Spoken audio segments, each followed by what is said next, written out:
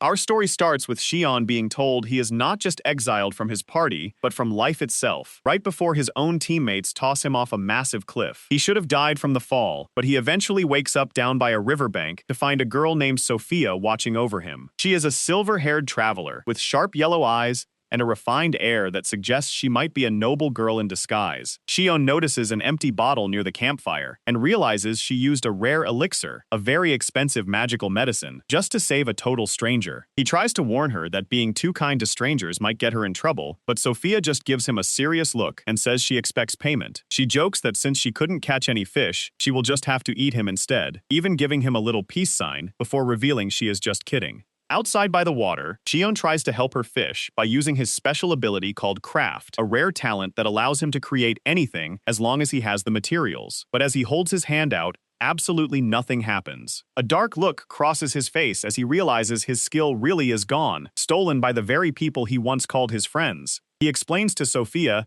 that he was betrayed and stabbed before being thrown into the rapids, and as the memory of their insults hits him, he can barely hold back his tears. Sophia doesn't pity him, though. She simply looks him in the eye and says they are the same, because she was exiled from her hometown too. Later that night around the campfire, Xion is still wide awake, unable to stop the memory of the betrayal from looping in his head. Sophia notices him struggling and crawls out of her sleeping bag to sit beside him, suggesting that he vent his frustrations to make the story interesting. Xion snaps that there is nothing interesting about being murdered and robbed, but Sophia shuts him down with a unique perspective. She points out that since his enemies wanted him dead and he's currently breathing, he has already won, and every moment he spends alive is a huge serves you right to the people who hurt him. Sophia tries to lighten the heavy mood by making a deadpan joke about her own posture back at the campsite. She stands perfectly straight, claiming she has to keep her back stiff so her small chest looks a little bigger. Xion is caught off guard by her sudden humor, and after she teases him a bit more, he finally feels the weight on his heart start to lift. He realizes she is purposely acting silly just to make him feel better, so he takes a deep breath and decides to trust her. Xion looks into the fire and begins to tell her the full story of his time in the elite S-rank adventurer party known as the Flyers.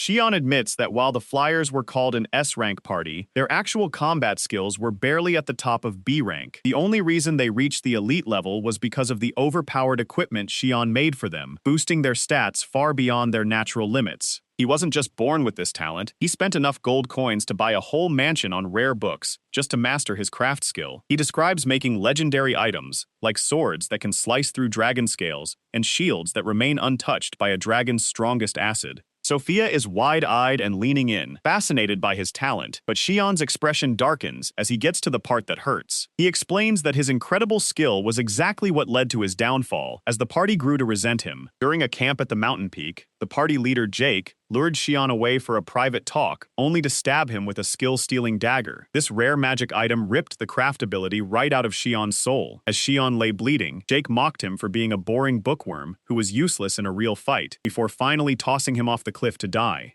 Xion lets out a heavy sigh, feeling like he has lost everything, but Sophia asks a clever question. Exactly how much of the skill did Jake actually steal? Xion explains that innate supernatural skills aren't just magic shortcuts, they require intense study and practice to work. For his craft skill to function, he needs a perfect mental image of the materials and a step-by-step blueprint of how to build the item from scratch. Without the years of studying Xion did, the skill is basically an empty shell that can't produce anything useful. Sophia gives a rare, genuine smile and points out that since Jake is an idiot who never read a book in his life, the legendary power he stole is now completely worthless to him. Xion pauses, realizing she is right, and bursts into a fit of laughter. The stolen skill is nothing more than a burden to a man who doesn't understand how to use it. He shouts out to the wind that Jake is a fool, feeling an enormous sense of relief now that he knows his betrayer's prize is just a broken toy. Meanwhile, back at the peak, Jake is putting on a dramatic performance for the rest of the party. He tells Laura, the party's mage, and Elwood, their shield warrior, that Xion is dead. He weaves a fake story about a high-level monster using silence magic to ambush them, claiming Xion heroically sacrificed himself to save Jake before dragging the beast down the cliff with him. Laura and Elwood are devastated, refusing to believe their friend is gone until they see the bloodstains and Xion's gear snagged on the rocks halfway down the precipice. The drop is so high that survival is impossible, and as the two of them break down in tears,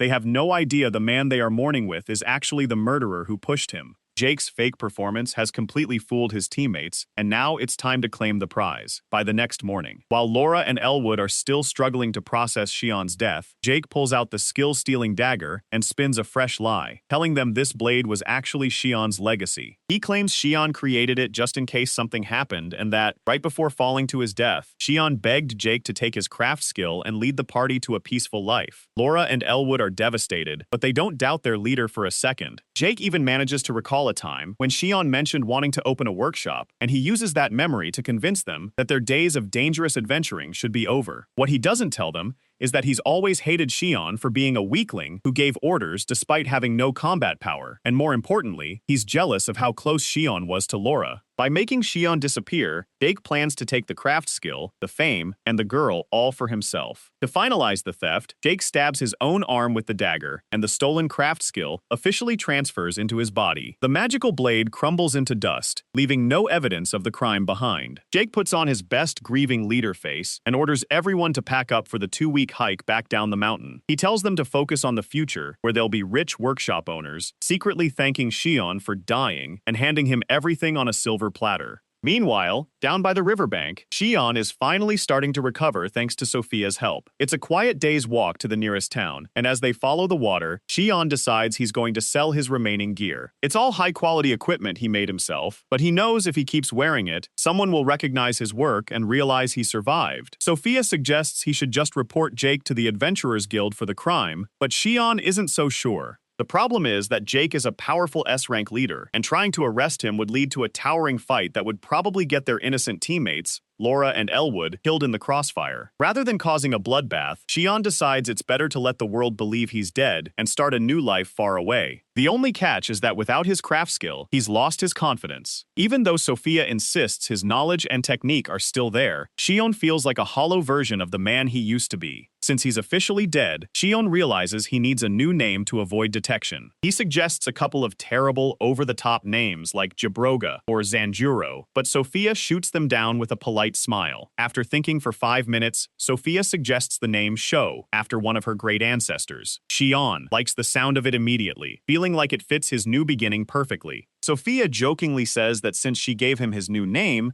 she's basically his mother now, a joke that finally makes the heavy-hearted Shou break into a genuine laugh. Even after losing his legendary crafting skill and his identity, Shou finds himself walking straight into a ghost story. Shou and Sophia arrive at the town of Raston just as the sun is setting, but something is seriously wrong. Usually, the taverns are loud and the smell of dinner fills the air, but tonight, the streets are dead silent and the blacksmith's forge is cold. The only sign of life is coming from the town church, where a crowd of terrified citizens has gathered for safety. Just as they approach the church, Shou is spotted by a woman peeked out from the gates. It's Vanessa, an official from the Adventurers Guild who knows him well. Before she can scream his real name and blow his cover, Shou lunges forward, covers her mouth, and drags her into a nearby alleyway. Sophia just watches with a smirk, joking that she's witnessing a pro-kidnapper at work. Once they're hidden, Shou explains the whole situation, his betrayal, his supposed death, and his new identity. Vanessa is a professional and takes it in stride, promising to process his death report and secretly issue him a new license under the name Shou. Since she was already heading to Raston for a routine inspection, Vanessa hands Shou a heavy book he had ordered weeks ago about monster ecology. When Shou mentions he might use the information to create something new, Sophia and Vanessa immediately get the wrong idea, jokingly accusing him of trying to create illegal chimeras. Sophia even teases that if he's making monsters, she'd like one fused with a cow just so she could have a larger chest. Shou quickly shuts down the weird conversation, turning the focus back to why the town is acting like a graveyard. It turns out the situation is dire, and Vanessa begs Shou to take an emergency monster hunting request. A dangerous rank B undead has been terrorizing the town every night, and since Raston only has low-ranked adventurers, they're completely defenseless.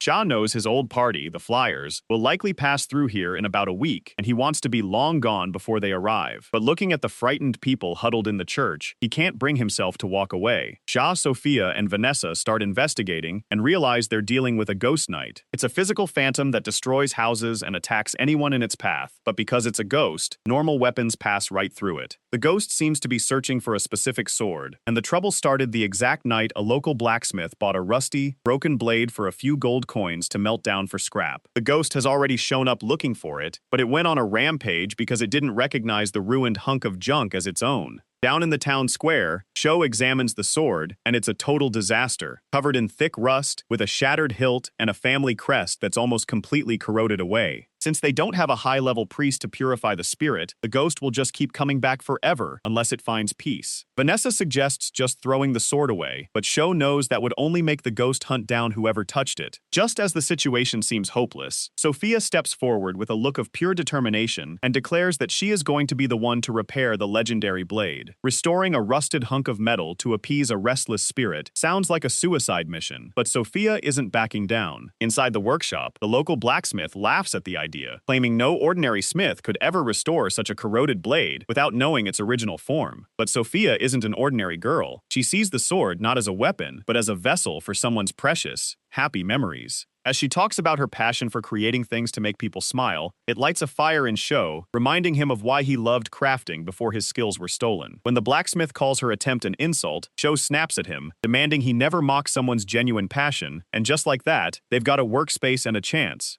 Working through the night at the forge, the two set a plan. Sophia will handle the delicate task of reforging the blade and crafting the intricate silver guard, while Sho cleans the pommel to reveal the hidden family crest. Even without his stolen craft skill, Sho's knowledge remains sharp, and the blacksmith, moved by their determination, joins in to help provide charcoal and materials. By late night, the forge is roaring, and Sophia is working with a steady hand that proves she was once a high-level artisan before her exile. Suddenly, a chilling voice echoes through the town, demanding the return of the stolen sword. Knowing the repair isn't finished yet, Sho leaves the workshop to stall for time, telling Sophia to focus on the blade while he handles the guest outside. Standing in the moonless dark, he comes face to face with the Ghost Knight, a translucent, flickering warrior draped in heavy black armor. Vanessa might have ranked this thing as a B-rank threat, but feeling its terrifying presence, Sho realizes this is easily an A-rank spirit that could wipe out the entire town if things go south. Sho tries to use his wits instead of a blade, engaging the ghost in a conversation about its family history and the specific crest on its armor. It turns out the knight is looking for a blade with a silver guard and a matching family emblem, confirming that the rusted scrap they're fixing is indeed the legendary heirloom. Sho tries to trick the ghost into searching the opposite direction to buy Sophia a few more minutes, but he makes a rookie mistake. A brief, instinctive glance back at the workshop gives his secret away, and in a flash of spectral speed, the ghost lunges.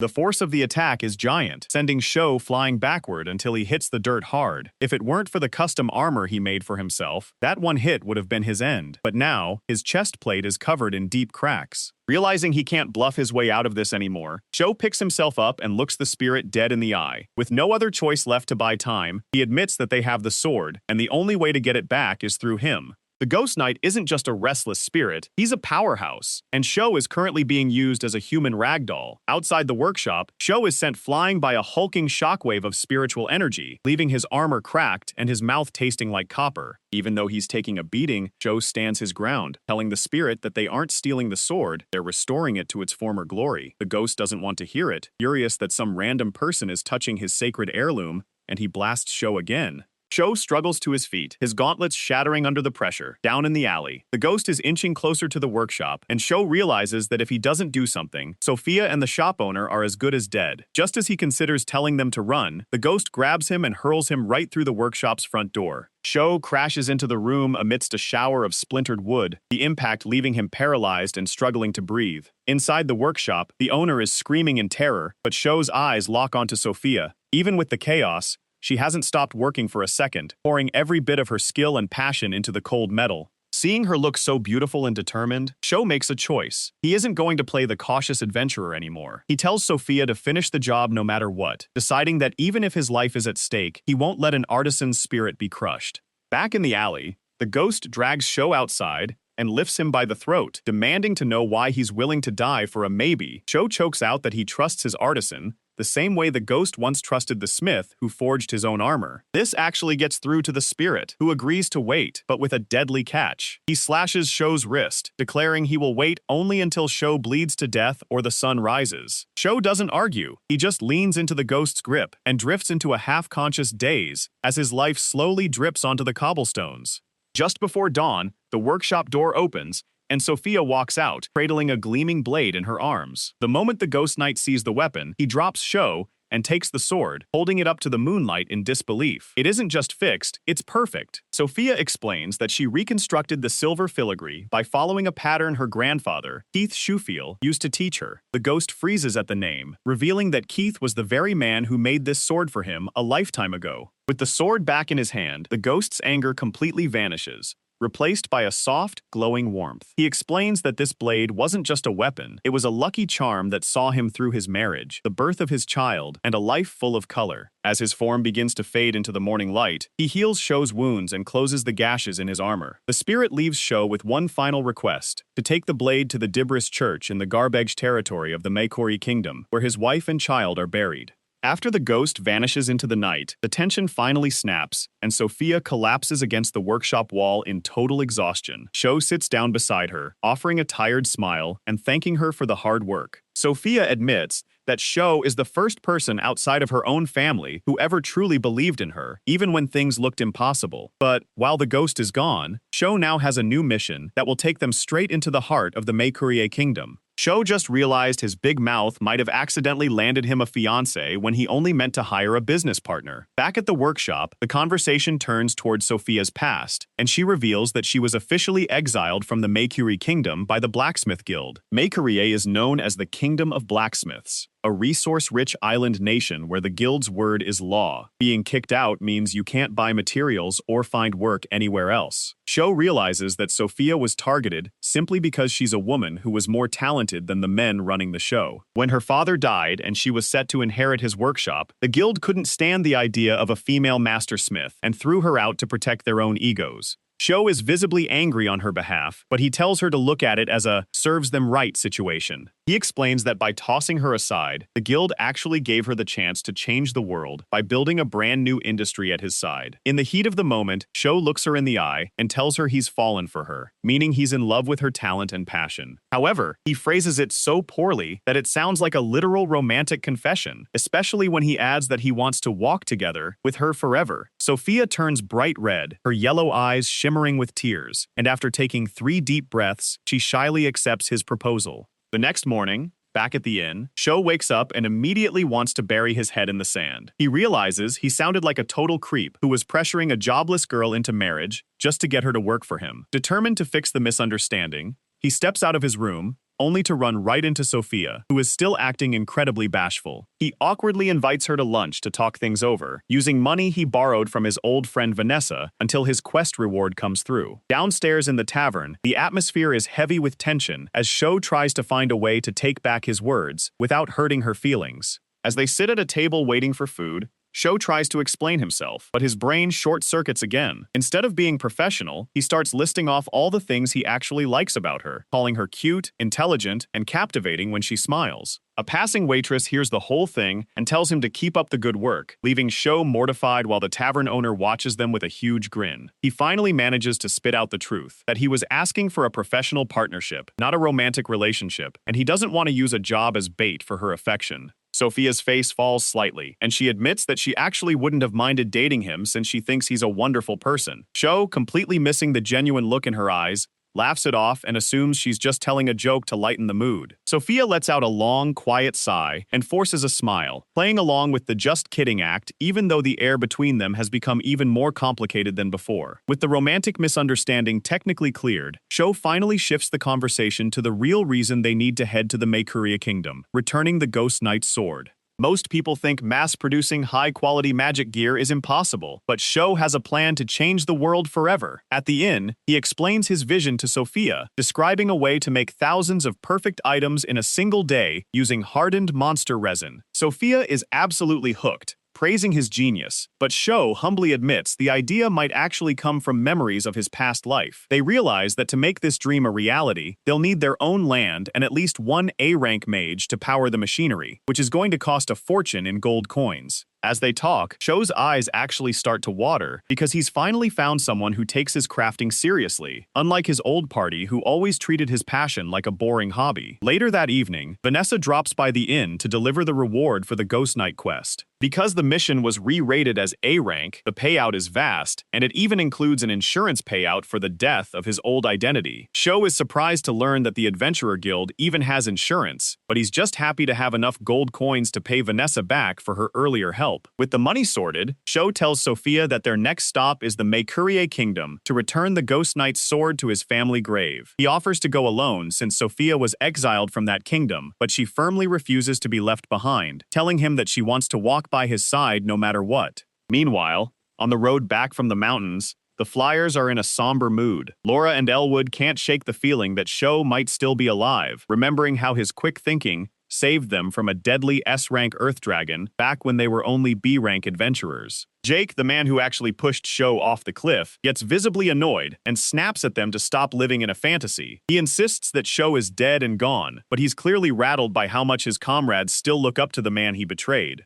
Back in the town of Raston, the Flyers hear rumors about a mysterious adventurer named Sho who defeated a powerful undead spirit overnight. Laura is desperate to believe it's him, thinking his custom-made armor might have saved him from the fall, but Vanessa shuts the theory down immediately. She lies to their faces, claiming the hero was a completely different person who just happened to look like their old friend. After officially filing Sho's death certificate, Vanessa watches them leave, keeping Sho's secret safe, while the Flyers drop down to A-rank status.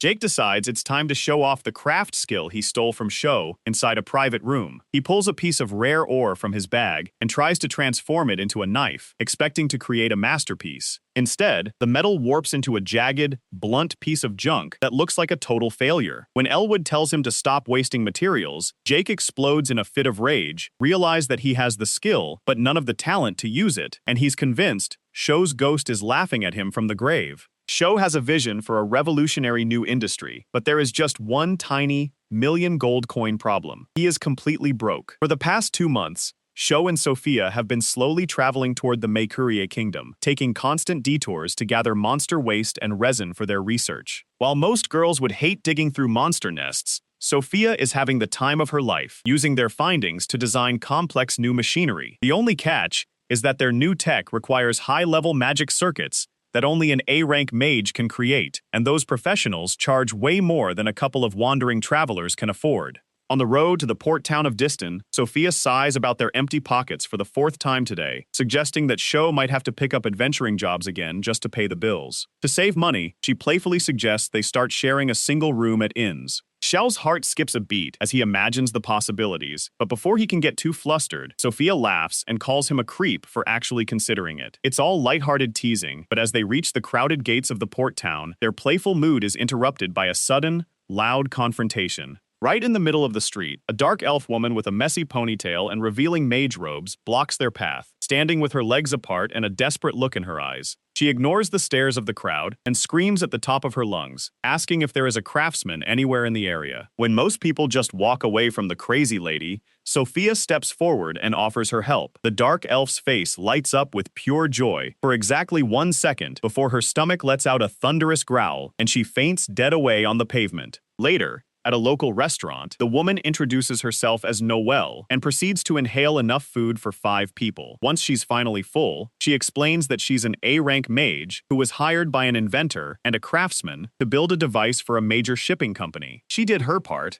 and finished the complex magic circuits, but the other 2 were actually scammers who took the colossal down payment and vanished into thin air. Now the shipping company is demanding a refund she can't pay, and if she doesn't finish the project in 4 days, she'll be sold into a life of forced labor to pay off the debt. Sho asks why she didn't just run away, but Noel admits she has reasons for not wanting to deal with the authorities, and more importantly, she actually wants to see the project finished because it would help people. The device is supposed to turn seawater into fresh water without using heat or distillation, a concept so advanced it sounds impossible. However, when Noelle mentions that her magic circuits are already perfect and just need a functional machine to house them, Sho's eyes light up with excitement.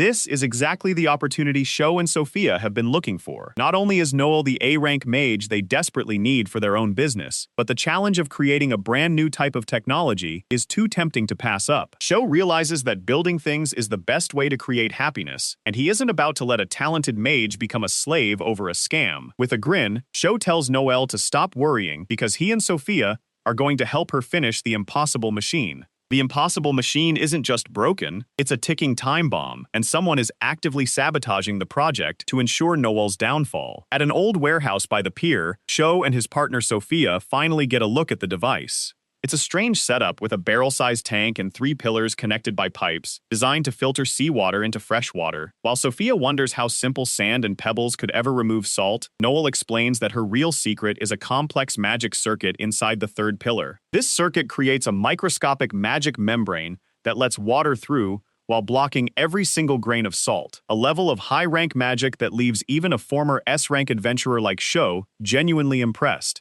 The problem, however, isn't the magic, it's the physical machine, which is complete junk. The tank is made of thin, cheap metal, held together by weak rivets, and it has already started to burst from the internal pressure needed to force water through the filter. To make matters worse, there isn't a single bit of rust protection on a machine meant to handle salt water. Sho realizes that fixing this scrap metal is a waste of time, so he decides they are going to rebuild the entire thing from scratch. Even though Noelle is panicking because they only have 3 days left until her debt is due, Sho stays calm. For a master crafter, 3 days is more than enough time to change the world. Later, at the town blacksmiths, the group runs into a wall they didn't expect. Every single shop they visit refuses to rent them a forge or even sell them basic raw materials. It's not a matter of price. The blacksmiths are acting like they've been ordered to stay away from Sho and Noelle. After being kicked out of multiple shops, a discouraged Noelle loses heart and wanders off alone, leaving Sho and Sophia to deal with the fallout. Sophia is confused by the sudden hostility, but Sho realizes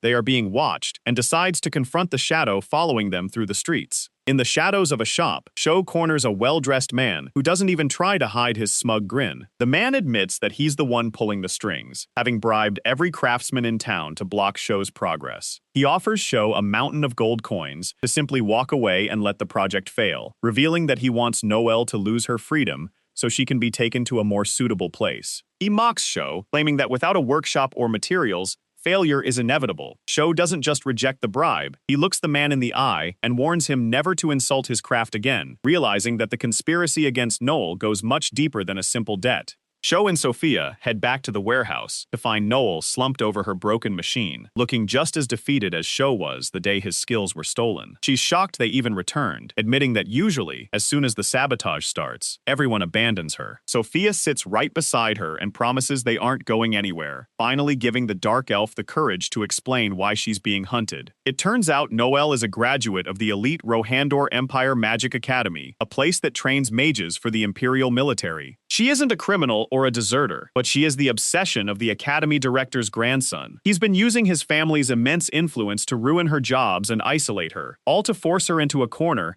where she'll have no choice but to marry him. By making her fail, he hopes to rescue her and drag her back to the Empire as his trophy. Hearing this makes Sophia's blood boil, but she stays focused and tells Noel they're going to finish the machine anyway, just to see the look on that creep's face when he loses. Sho realizes the Empire likely wants Noel's rare talent for their army, but he's already pivoting to a new plan. Since every blacksmith in town is bribed to refuse them metal, Sho decides to build the desalination device out of materials no one would ever expect for a high-pressure machine: wood and glass. While most people think wood is flimsy, Sho knows that high-quality beer barrels are specifically built to handle intense internal pressure and won't rust like cheap metal. He also plans to use glass for the piping. It's surprisingly strong against pressure, as long as it stays free of scratches. With the plan set, Sho heads out into the dark streets toward the Adventurer Guild District, keeping a low profile since his former identity is still supposed to be dead. Sho avoids the guild entrance, and instead hands 2 gold coins and a secret letter to a man disguised as a beggar, setting a hidden plan in motion. From there, he walks into a crowded tavern and pulls a sprawling flex. He buys an entire barrel of beer and tells the bartender to let everyone drink for free until it's empty. It's the fastest way to get his hands on the container he needs, and by midnight, he's hauling the heavy wooden barrel back to the warehouse. The mission is a success, but there's just one problem. Sho absolutely cannot handle the smell of alcohol, and carrying a beer-soaked barrel for miles is making him feel physically ill. He manages to hide his nauseated face from Sophia and Noelle as he returns, but the real test is just beginning. Sho is now betting everything on that secret request he sent out, and if it doesn't arrive soon, they'll run out of time before the debt collectors come for Noelle. Just when it seems like the director's grandson has blocked every blacksmith in town, Sho proves that a former S-rank adventurer always has a back channel. While Sho is completely knocked out in the warehouse, physically sick just from the lingering smell of the beer barrel he hauled back, Noelle and Sophia take the chance to have some serious girl talk. Noelle, the dark elf mage, is convinced the two are a couple because they're always together, but Sophia sadly denies it. She tells Noelle about how Sho has called her charming and beautiful before, but then she realized he's just pathologically honest. He praises everyone, from female friends to male enemies, with the same intensity. Even so, Sophia admits that being with Sho makes her feel a warmth she's never felt before, even if he is a bit too dense to realize he's accidentally wooing every girl he meets. The next morning, a loud knock at the warehouse door wakes Sho up. It's an adventurer delivering a package of high-end alchemy equipment, including specialized glass tubes and containers. Sho explains that he used a secret, high-priority request system at the Adventurer Guild to have these items smuggled in overnight. Even though the director's grandson is watching the local shops, he can't stop a discreet, private delivery from another city, even if it cost Sho a small fortune in extra fees. With the beer barrel and the glass components finally on hand, the team has everything they need to build their pressurized glass and wood filtration system. Before they get to work, Noelle can't help but tease Sho about how he spent the night. Apparently, while he was passed out from the alcohol fumes, Sophia let him use her lap as a pillow, and he slept like a baby. Shu is absolutely mortified that he missed such a rare moment, but he's still too hungover to do much more than give technical advice from his sleeping bag. He warns them to wrap the glass in cloth to prevent it from cracking under the pressure of the gravel and sand filters. Sophia takes charge of the assembly, acting so protective and caring that Noelle jokes she's showing off her motherly side, which only makes the atmosphere even more awkward for the recovering Sho. Sho is finally back on his feet, and the device is 70% complete by the afternoon. As he prepares to install the magic stones, the glowing crystals that power all magical tools, he watches Noelle work and is reminded of just how talented she actually is. In this world, most mages can only cast standard spells they've memorized, but creating a magic circuit, the program written into a tool, requires an A-rank or S-rank mage who truly understands how to manipulate mana. Noelle is casually drawing complex circuits onto the glass to maintain a constant magic membrane for filtration, a task that would make most professional mages' heads spin. As Noelle stretches, complaining about her stiff shoulders, Sho realizes that their desperate plan might actually work. They are combining Sho's unconventional engineering, Sophia's craftsmanship, and Noelle's high-level magic to create a prototype that no one in the academy would ever expect. With the magic stones finally being slotted into their markings, the makeshift pressurized barrel is starting to look like a real piece of high-tech machinery. The team is finally in the home stretch, and the legendary device that will save Noelle's career is only a few hours away from being finished. The impossible desalination device is finally complete, but just as the team prepares to prove their success, a stalker from the past shows up to ruin everything. Inside the shipping company's warehouse, Noelle is ready to present her work to a representative named Octoba, but the man hasn't come alone. He's brought along Boromir, a skinny noble in glasses, who has been obsessing over Noelle for years. Boromir is convinced Noelle will fail and has already prepared to pay her huge late fees, on the condition that she becomes his wife and returns to the Magic Academy as a teacher. He even brought the same guard who was caught tailing Sho and Sophia earlier, proving he's been plotting this move for a while. Despite the pressure, Noelle stays confident and pulls the sheet off their creation, the world's first portable desalination device. Boromir is stunned because he had done everything in his power to block their access to materials, yet here is a finished, professional-grade machine. Ignoring his whining, Noelle hooks up the magic stones and activates the circuits. As the pressure builds inside the barrel, seawater is forced through layers of stone, sand, and the high-level magic membrane they spent days perfecting. Within 1 minute, a cup is filled with crystal-clear, fresh water, while the concentrated salt is drained out through a separate outlet. Octoba takes a sip, and his eyes practically bulge out of his head. For a shipping company, this isn't just a cool gadget, it's a revolution. Normally, sailors have to pack enormous amounts of alcohol because fresh water rots too quickly on long voyages, but that leads to brawls and health issues. Sho knows this better than anyone, since he can't even stand the smell of a beer barrel. Distilling water with fire is too dangerous and slow at sea, so a device that turns the ocean into drinking water is a literal lifesaver. Octoba is so impressed that he immediately accepts the device, which means Noel's debt is cleared and Boromir's marriage trap has just snapped shut on his own fingers.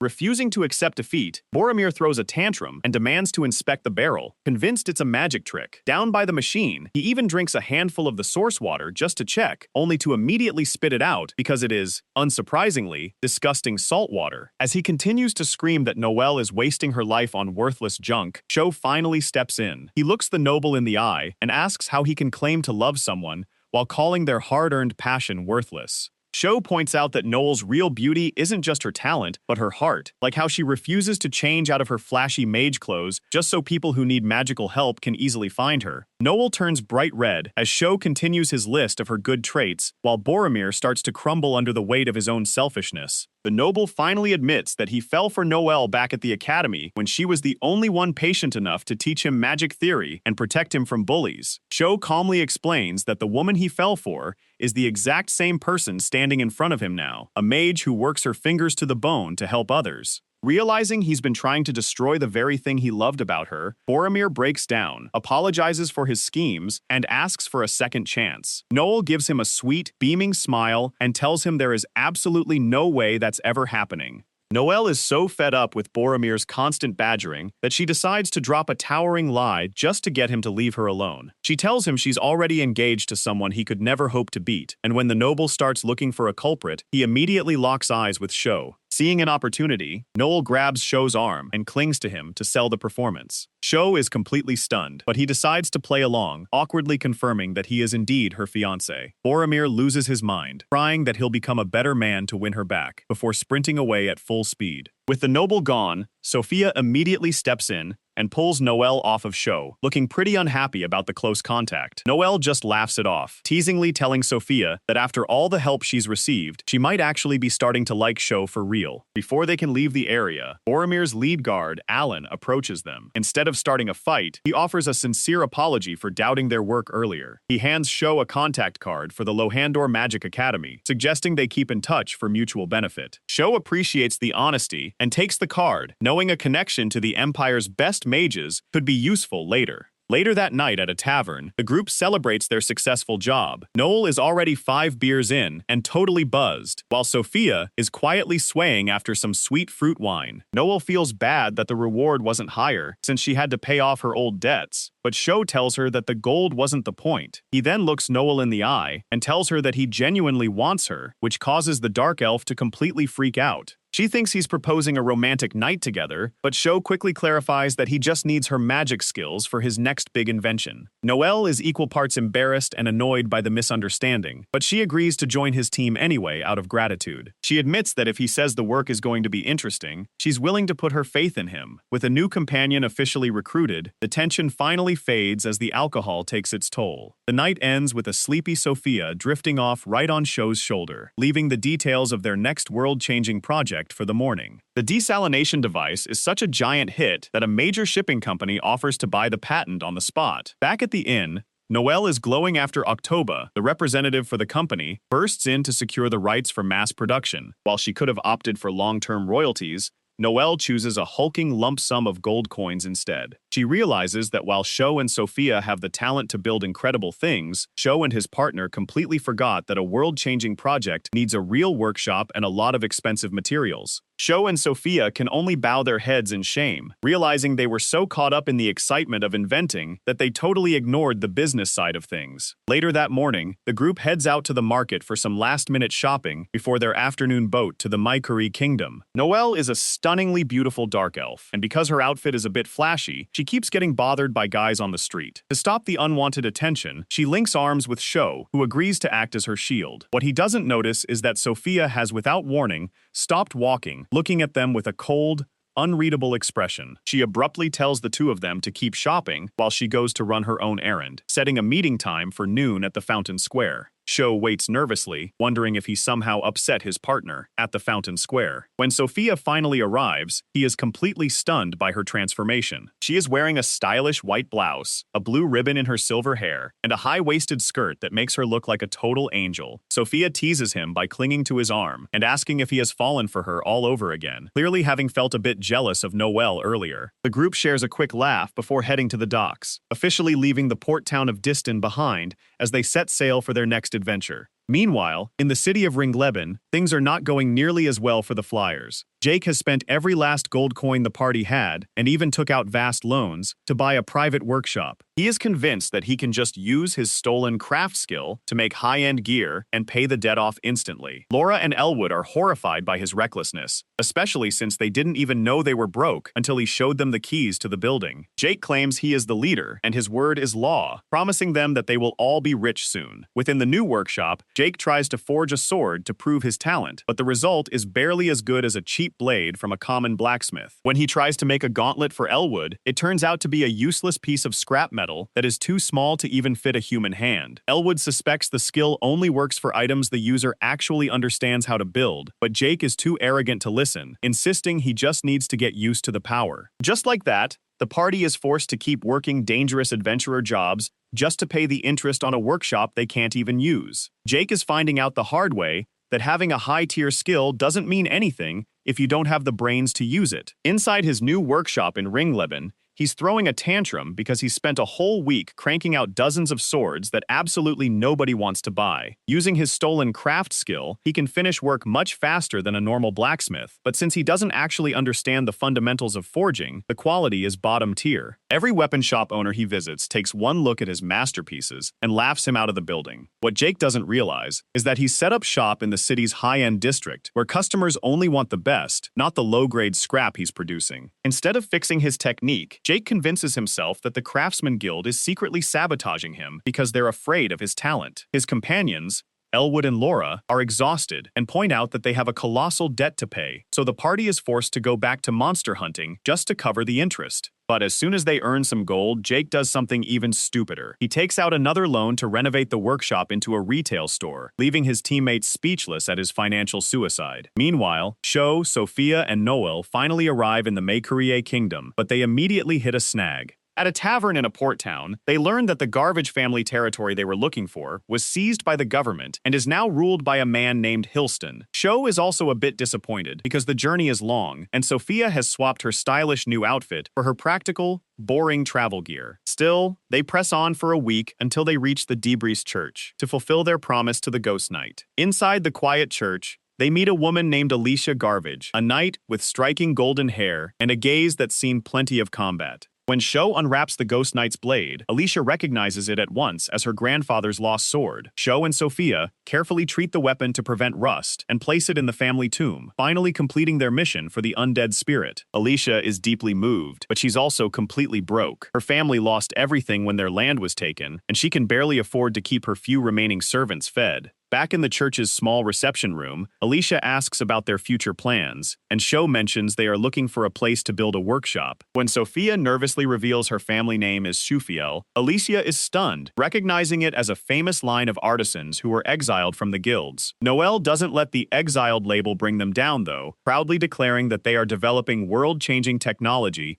that doesn't even exist yet. Alicia's eyes light up with a sudden, desperate hope as she listens to their goals. She tells them that she actually has a lead on a workshop they can use, but she won't give it to them for free. Instead of asking for money she knows they have, she makes a heavy, life-changing request. Alicia asks to join their party so they can work together to save the entire kingdom. The story continues with Alicia Garbage dropping a bombshell. The Mercenary Kingdom, known worldwide as the legendary Blacksmith Kingdom, is actually rotting from the inside due to an immense economic crisis. While Sho and his party haven't seen any signs of war, Alicia explains that the country's high-end exports are plummeting. It turns out the world has changed since the Adventurer International Incentive Law was passed a few years ago. Instead of a few elite heroes buying overpriced masterpieces, there are now millions of lower-ranked adventurers who just want cheap, reliable gear. Mercenry's stubborn smiths refuse to lower their quality or their prices, and as a result, the national economy is on the verge of a total collapse. Sho realizes their new technology is the perfect solution, since it allows them to mass-produce high-quality items, literally hundreds or thousands in a single day, without the insane price tag. Alicia is moved to tears by the potential, but Sho remains cold, staring out at the kingdom that once insulted, wounded, and exiled Sophia. He tells Alicia straight to her face that he has zero interest in helping a country that treated his friends so poorly. However, he leaves the final choice to Sophia herself. After a long silence, Sophia looks at Sho and declares that as long as she is with him, she's ready to face her past and save her home. As the group begins the journey to their new workshop, Alicia watches Sho and Sophia interact and assumes they must be a happily married couple. Sophia doesn't miss a beat and leans into Sho, teasingly confirming that they are indeed very lovey-dovey. Sho turns bright red and tries to play it cool, but then Noel jumps in, hugging his other arm and joking that she's actually the one married to him. Alicia just laughs at their chemistry, and after 2 days of traveling, they finally reach a desolate, abandoned village in the remains of the Garbage family territory. The workshop itself is a total wreck, with the doors smashed in and the interior trashed by what looks like a monster attack. Alicia is horrified and immediately offers to call in a subjugation team, but Sho just gives her a wicked grin. He actually prefers the monsters being there because the new technology they're developing uses monster fluids and waste as raw materials, meaning their enemies are actually just convenient local suppliers. They decide to move into Alicia's nearby manor for sleeping arrangements, but a new problem quickly surfaces. Since the artisan guilds have blacklisted Sophia, they won't sell her any of the specialized materials needed to build the mass production devices. Just as Sho starts worrying about how to bypass the guilds, Alicia tells him not to worry. She has a plan to use the king's own secret policies to get them everything they need. The story picks up with Alicia revealing the king's secret weapon against the economic crisis, the New Technology Promotion Association. This organization was built to find ways to lower equipment prices without losing quality, but there's a catch. The local craftsmen are so stuck up, they think the king is a fool for even trying. Sophia, usually the polite one, can't help but chime in with a biting remark, saying these smiths are so thick-headed, they probably try to forge metal with a headbutt instead of a hammer. It's clear that even though she loves her craft, she has zero respect for the stubborn traditionalists running the show. To get the materials they need, Sho and the group have to register with the association at their nearest office in the city of Rances. The mood shifts the moment they arrive, as Rances is the exact place where Sophia's father once had his workshop and where her life was turned upside down. As they walk through the busy artisan district, Sho and Noel each take one of Sophia's hands to keep her steady, feeling her fingers slowly warm up as she finds her courage. But the peace doesn't last long, because the second they step into the registration office, a man named Kendrid Petroa spots them and immediately starts throwing insults. Kendrid is a loud-mouthed jerk from the Petroa workshop who recognizes Sophia in seconds, mocking her as a traitorous girl who supposedly ran away and only came back because she seduced a man to protect her. He sneers at Sho, calling him a fake knight, but Sho doesn't even let him finish. He steps forward and corrects him, declaring that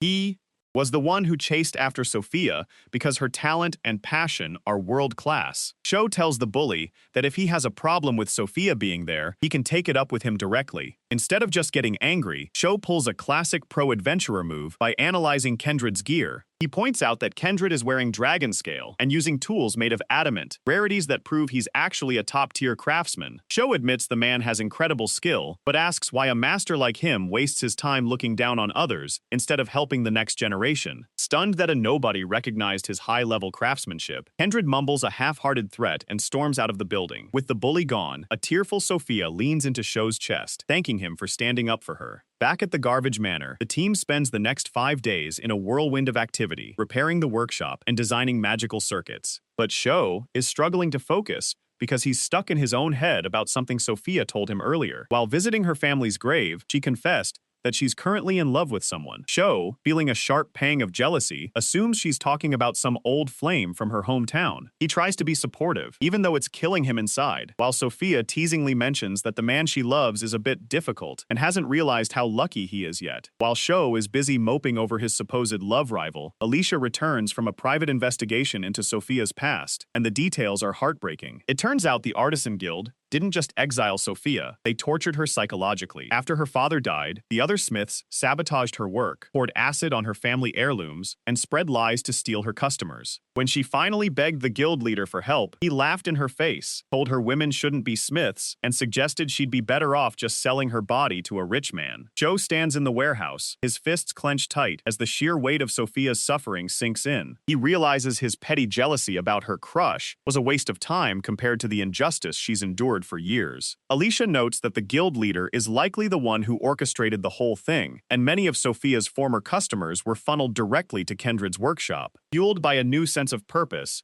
Sho decides that the only way to get true revenge is to make their mass production project a sprawling success, proving once and for all that the people who threw Sophia away are the ones who are truly obsolete. Determined to restore Sophia's honor and make their project a success, Sho is now more motivated than he's ever been in his entire life. Alicia Garvage, despite being forced out of the Knights due to a lingering arm injury, offers to help with the blacksmithing work. Even though she's technically a beginner, Sho is grateful for the extra hand, but before they get to work, he decides they need to clear out a nearby monster nest that's been causing trouble. Alicia agrees to go as his vanguard, noting that while she can't grip a sword for long, she's still perfectly capable of acting as a shield bearer. Meanwhile, back at the Garvage Manor, Sophia and Noelle are taking a break and talking about their complicated love lives. Sophia admits she tried to hint at her feelings for Sho recently, but she's worried she didn't have enough courage to make it clear. Noelle, usually the cool and collected dark elf, can't believe how dense Sho is being, but then she softly admits that she has feelings for him too. She knows she doesn't really have a chance, especially since Sho has been acting so strange because he thinks Sophia loves someone else, but she's happy for her friend regardless.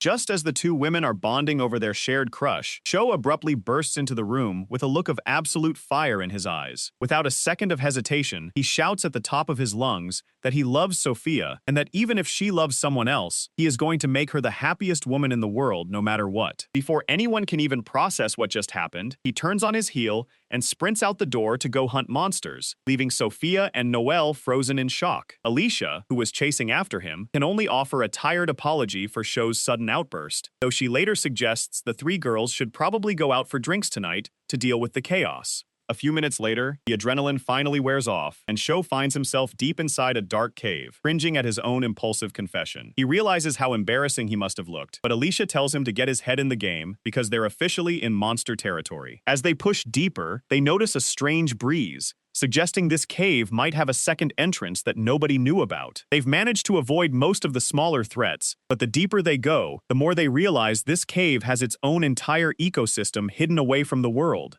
The quiet exploration comes to a sudden halt when they walk right into the lair of a wolf bear, a huge, aggressive creature that is half wolf, half beast. Sho drops his torch and readies his short spear for a counterattack, but before the monster can even land a claw, Alicia steps in. She doesn't just block the attack, she slams the beast across the face with her shield so hard that it flies across the room and gets knocked out cold against the cave wall. Shu is stunned, realizing that even with an injury, Alicia is easily as strong as an A-rank adventurer, and maybe even S-rank if she were at her full potential. While checking the wolf bear's nest, Sho finds pieces of metal the creature had stolen from their village, confirming this was the thief they were looking for. Alicia asks if they should finish it off, but Sho has a better idea. He wants to keep the monster around because its materials are valuable, and he can just use a magic bell to keep it from wandering toward the village. He even leaves some of his travel rations for the creature as a peace offering. However, their investigation takes a dark turn when they find a hidden tunnel that was clearly dug from the other side. The tunnel leads directly toward the Hillston territory, and it looks like it was dug specifically to connect the two lands. It's a huge discovery because it means someone might have been intentionally funneling monsters into the Garvage estate to sabotage it. Alicia is skeptical that the Hillston family would go this far, but the evidence is hard to ignore. As they head back toward the surface, the wolf bear they spared all at once reappears, but instead of attacking, it rolls over on its back to show its belly. It seems the beast now views Alicia as the new alpha of the pack, giving Sho a wild idea about starting their very own monster-raising project.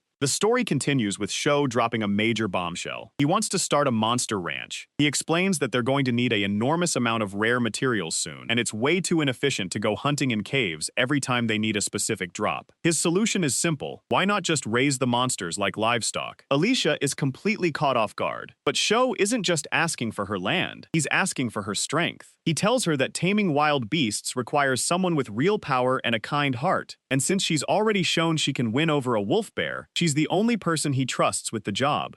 Cho goes on to praise her, saying he was deeply moved by how she's pushing forward to save her country, even after losing her knightly status. He calls her a true knight, but instead of being happy, Alicia turns bright red and starts screaming for him to stop. She's totally flustered and demands to know why he's showering her with compliments when he's already in love with Sophia. Cho doesn't see the problem with being nice, but Alicia warns him that being that charming is dangerous because it's going to make girls misunderstand his intentions. She's so rattled that she can barely keep her composure, but she eventually agrees to the plan, even if she's terrified of how her household nanny will react. Back at the Garbage Manor yard, they chain the wolf bear to a post near the garden. The moment they step inside the front door, they're met by Baya, the manor's elderly nanny, whose cracked glasses seem to glint with pure menace. She's initially happy that Alicia is spending time with a man, even hinting that it's time for her to produce an heir, but that joy vanishes the second she realizes they brought a monster home. She rips into Alicia for acting like a common farmer instead of a noble, and it takes nearly 3 hours of grueling lectures before the old woman finally calms down. Later that night, Alicia hosts a small party in the manor's dining hall for Noel and Sophia, but Cho is strictly not invited. As they share drinks, the conversation naturally turns to Cho's public confession. Sophia is still blushing like a beet, but Noel warns Alicia to stay on her guard. She explains that Cho has a criminal habit of giving people intense, sincere compliments without even realizing it, which is exactly how he accidentally makes every girl around him catch feelings. Alicia admits that he did the same thing to her earlier that day, and while she didn't misunderstand him, she confesses that his words made her feel surprisingly good. Babia joins the conversation while serving fruit, and she's much more devious than she looks, up in the dining room. She tells Alicia that since Cho is too dense to realize Sophia likes him back, there's still a gap in his heart for someone else to slip into. She encourages Alicia to use any means necessary to make a move, even suggesting they create a fixed fact, a polite way of saying they should force a romantic development. The girls start joking about romantic scenarios, like sneaking out to look at the stars, or Noel's idea of pretending to be his fake fiancé again, just to sneak a kiss. The conversation takes a hilarious turn when Sophia, usually the most reserved one, tries to join in. She accidentally suggests that the best way to win him over is to sneak into his room at night and attack him. The table goes dead silent before Noel and Alicia start teasing her for being way more of a closet pervert than they ever imagined. Sophia realizes what she just implied, turns bright red, and tries to undo her statement while hiding her face in her hands. While the girls are inside laughing and bonding over their shared crush, Cho is stuck outside in the dark garden, building a fence for the wolf bear and wondering why he's the only one left out in the cold. Jake's new business is actually turning a profit, but it isn't because he's a master craftsman. It's because he's using his former friend's reputation as a tourist trap. Inside the workshop, the shop is barely in the black thanks to 2 cheap tricks. First, Jake has displayed the legendary dragon-slaying sword that Cho left behind. He doesn't intend to sell it, so he priced it at double the normal rate, just to lure in customers who want to see a hero's weapon. Second, he's churning out low-quality gear for rookie adventurers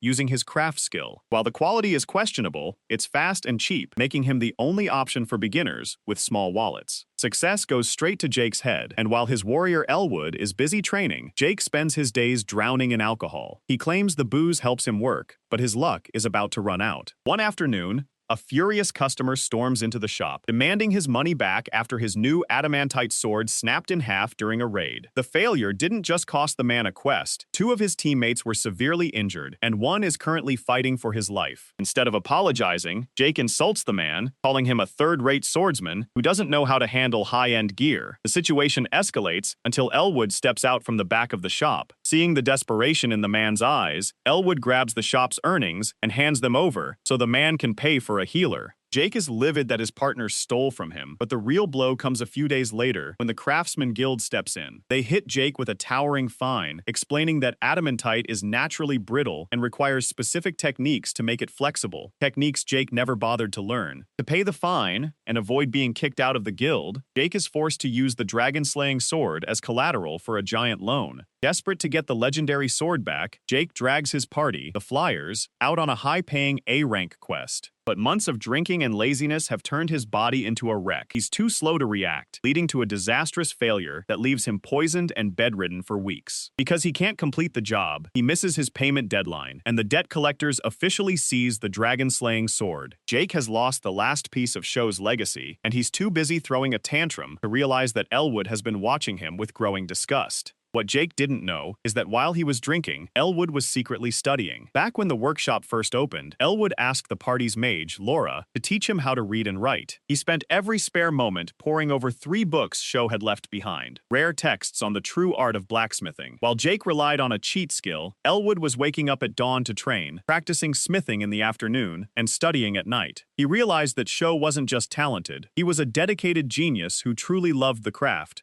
Elwood decides to test a theory and asks the recovering Jake to try his craft skill one more time, back in the present. He gives Jake specific, step-by-step instructions on how to build a set of gauntlets, correcting his technique every second the skill is active. To Jake's shock, he actually produces a high-quality item for the first time in his life. Elwood realizes the dark truth. The craft skill isn't magic that makes items from nothing. It only works if the user actually understands the mechanics of what they're building. Because Jake was too lazy to learn, he was only ever capable of making junk. The weight of this realization hits Elwood like a physical blow. He looks at his leader, who is laughing and bragging about this great discovery, and his blood begins to boil. Shu didn't just leave the party. He was driven away by a man who refused to see his own incompetence. Without warning, Elwood winds up and lands a devastating punch right in Jake's face, sending him crashing to the floor. As tears stream down his face, Elwood looks down at the pathetic man and growls that Jake is the one who truly killed their friend. The Flyers' party isn't just falling apart, it's literally exploding from the inside as Jake's teammates finally realize he's both a fraud and a potential murderer. Inside the workshop, Laura rushes to separate the two men, but Elwood is already shouting the truth. Jake killed their friend Sho. Jake tries to laugh it off, acting like the accusation is crazy, but he's clearly sweating. Elwood reveals the final piece of the puzzle. The craft skill Jake's been bragging about is useless without real knowledge, and if Sho had actually intended to leave it as a gift, he would have left instructions. The fact that there's no note means Jake stole that power by force. Elwood has seen enough and immediately starts packing his bags to leave for good. Jake, relieved that he might not be headed to jail for murder after all, tries to act tough and officially kicks Elwood out of the party. But as Elwood moves to grab his gear, the iron-cutting axe and the immortal shield, Jake stops him. These are legendary items Sho crafted specifically for Elwood, but Jake claims they are party property and demands he leave them behind. Instead of arguing,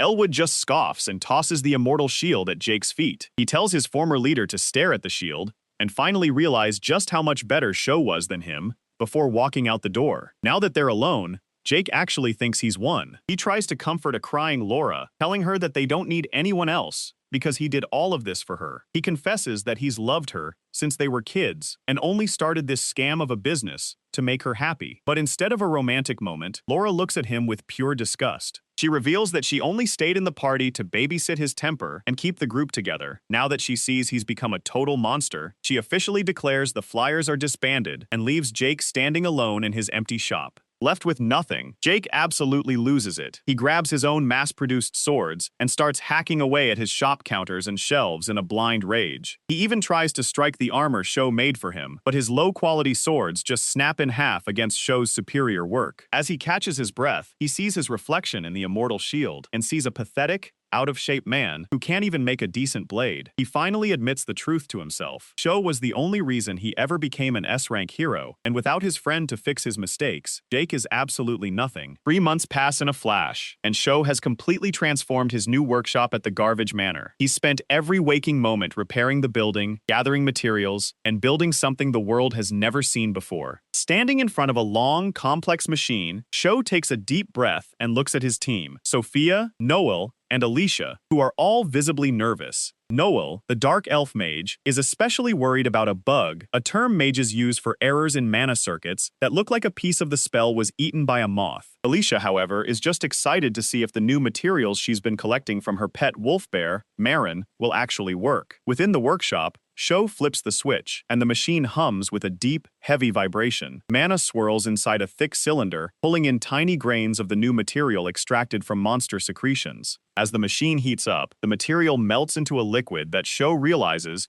is just like plastic. It's easy to shape when hot and turns rock solid when cool. With a sudden hiss, the machine shoots the molten material into a metal mold at high pressure. 20 seconds later, the mold slides open, and a perfect, handleless cup drops to the floor. The successful test sends Sho into a total frenzy of joy. He's so excited that he grabs Sophia and spins her around in a huge hug, thanking everyone for their help. The machine keeps clicking away, popping out cup after cup, proving that Sho has just invented the world's first injection molding process. While Sho is busy celebrating, he doesn't realize that his sudden hug has left Sophia completely flustered, though he quickly pulls back and apologizes, assuming she must have someone else she actually likes. Little does he know, he's the only one she has eyes for. A few days later, the team realizes the machine has one small flaw. The metal mold gets too hot after repeated use, causing the cups to stay soft instead of hardening. Sho and Sophia quickly brainstorm a solution to add a cooling system to the mold, which only brings them closer together. While they work, Noel and Alicia can't help but tease Sho, jokingly asking for their own hugs, since they were part of the success too. It's a lighthearted moment, but the peaceful atmosphere doesn't last long. Downstairs in the manor, Alicia and Sho decide to show off the invention to the garbage servants. The staff watches in absolute awe as a new cup is created every minute, but Baya, the sharp-tongued nanny, looks strangely depressed as she takes the technical documents Sho prepared. Before Alicia can figure out what's bothering her, a carriage pulls up to the estate. A noble named Lord Hilston steps out, looking every bit the arrogant aristocrat with his silk hat, monocle, and handlebar mustache. He's the new inspector for the New Technology Promotion Association, and he's not there to offer congratulations. Lord Hilston wastes no time being a jerk, insulting the dusty manor, and refusing to even sit for tea. He drops a hulking bombshell. He has personally changed the association's rules,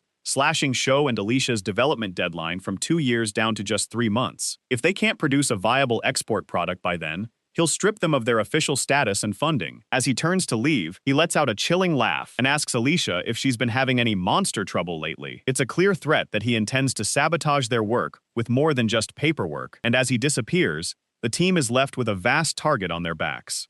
Lord Hilston just declared war with a 3-month deadline, but he's about to find out that his attempt to sabotage our heroes with monsters is actually doing them a huge favor. As soon as the stuck-up noble leaves, Noel is absolutely fuming, while Sophia explains that this arrogant attitude is actually the norm for most nobles. Shaw is more worried about the logic. Trying to force a result on a new technology in only 3 months is practically begging for it to fail, which would go against the kingdom's own interests. Alicia, however, reveals the ugly truth. Hilston and his cronies don't care about the country. They only care about protecting their own pockets.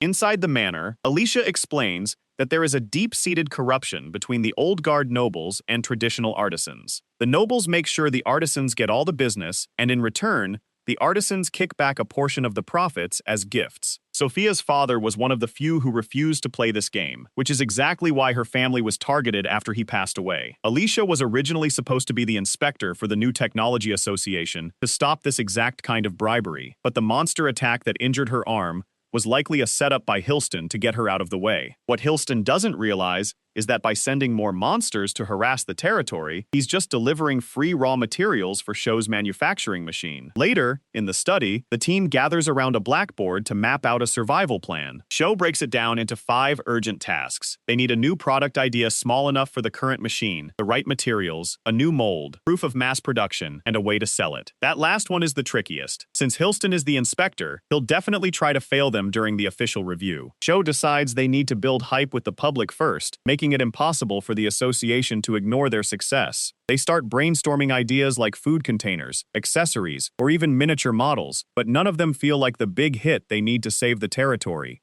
Just then, Alicia enters the room, looking completely heartbroken. She reveals that Baya, the loyal family nanny, has out of nowhere asked to retire. It isn't because she's tired, but because her eyesight is failing so badly that she can no longer read documents or keep the house books, even with her glasses. High-quality lenses are incredibly expensive, way beyond what the Garbage family can afford right now, and the proud old woman doesn't want to be a burden. Seeing their friend in pain, Cho, Noel, and Sophia all share a look of instant realization. They've found their perfect product. They're going to use injection molding to mass-produce high-quality, affordable lenses for everyone who's struggling to see. The story picks up with Sho and his team preparing to disrupt the optical market, but Alicia is still feeling torn. Inside the Garbage Manor, she worries that focusing on Baya's failing eyesight is just a personal distraction from the looming threat of Lord Hilston's corruption. But Noelle isn't having it, proudly declaring that a kingdom isn't worth much if its people aren't happy, and she's a mage who works specifically for that happiness. Sophia adds that their lenses will be the perfect product to present to the association anyway, so helping the nanny and saving their funding is a win-win. With her friends behind her, Alicia finally lets out a smile, feeling like the heavy clouds over her heart have finally cleared.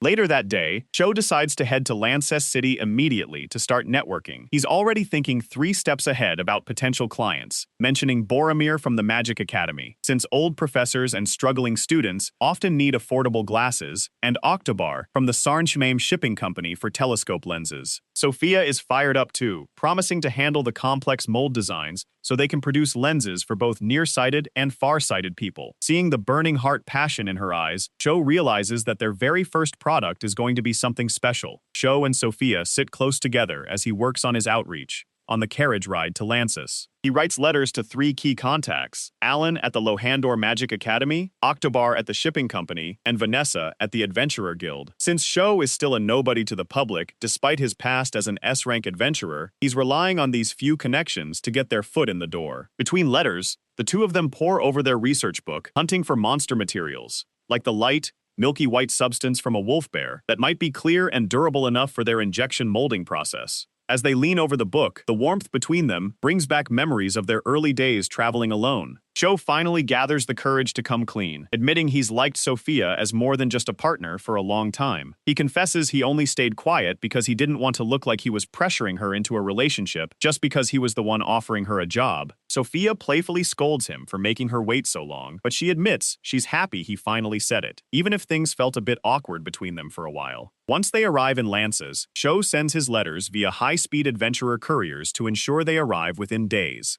The next morning, they hit the market to scout the competition. They find that luxury lenses are made from expensive, hand-carved gems, while even the cheaper glass ones are locked behind top-secret workshops. Sophia doesn't let the secrecy stop her. She buys up oils and polishing tools, her mind already working on how to refine their molded prototypes. Sho watches her work, feeling a bit nervous because he remembers Sophia once said she'd confess to her crush after their next big success. Sho asks if she's ready to find that lucky guy she likes outside in the busy market. Sophia looks him right in the eye with a soft smile and steps closer, telling him she's already made up her mind. Just as she's about to say the words and reveal that Sho is the one she loves, the romantic moment is completely shattered. A loud, rude voice cuts through the air as Kendrid without warning appears, mocking them for slacking off on a date. Sho and Sophia are absolutely fuming as they glare at Kendrid for shattering their romantic moment in the middle of the market. Usually, Sophia is the calmest person in the room, but she's so frustrated that her face is beet red and she's actually near tears. Sho isn't backing down either, demanding to know what's so urgent that Kendrid had to butt in and ruin the atmosphere. The rude rival just stammers, claiming he wanted to chat, but he quickly shifts back to his usual trash-talking when he realizes he's outnumbered. He mocks them for having only 3 months left to finish their project, telling them they shouldn't be playing house when they're about to fail and lose everything. Shaw doesn't let the insult slide and points out that Kendrid's own apprentices have the same 3-month deadline, meaning his workshop must be struggling just as much. Kendrid gets defensive, bragging that his workshop has a much better reputation and hasn't had its deadline officially shortened by the association like Sho's has. Sho and Sophia just share a knowing smirk, teasing him that if his apprentices were actually good, they wouldn't need a full 3 months to finish a simple task. This absolutely sets Kendrid off, and he storms away, shouting that he'll show them the true gap in their skills during the final inspection. With the pest finally gone, the two head home, though the air between them is still heavy with what was almost said before the interruption. Sophia quietly mentions that even a jerk like Kendrid thought they were already a couple on the walk back through the city. Shu tries to be a gentleman and says he'll correct the mistake the next time they meet, but Sophia stops him in his tracks. She looks him in the eye and suggests they just make it official so they don't have to correct anyone ever again. Sho is stunned, still confused because he was convinced she had a crush on someone else this whole time. Sophia finally spells it out for him. He's the only one she's ever loved, and she even teases him for being a dummy before leaning in for a kiss. Just like that, Sho is officially off the market, and the two walk home hand in hand as a real couple. Meanwhile, back at the Garbage Manor, Alicia is having a difficult heart-to-heart with her nanny Baya about her sudden retirement. Baya is stubborn, insisting that her failing eyesight makes her a useless burden who will only get in the way of Alicia's bright future. Alicia tries to explain that their new project is specifically making lenses to help people see, and she desperately needs Baya to stay and test the prototypes. Baya remains hesitant, worried that Alicia is only choosing this project out of pity rather than for the good of the kingdom. It takes a raw, emotional plea for Alicia to finally get through to her as she drops her noble act and begs her second mother not to leave her alone.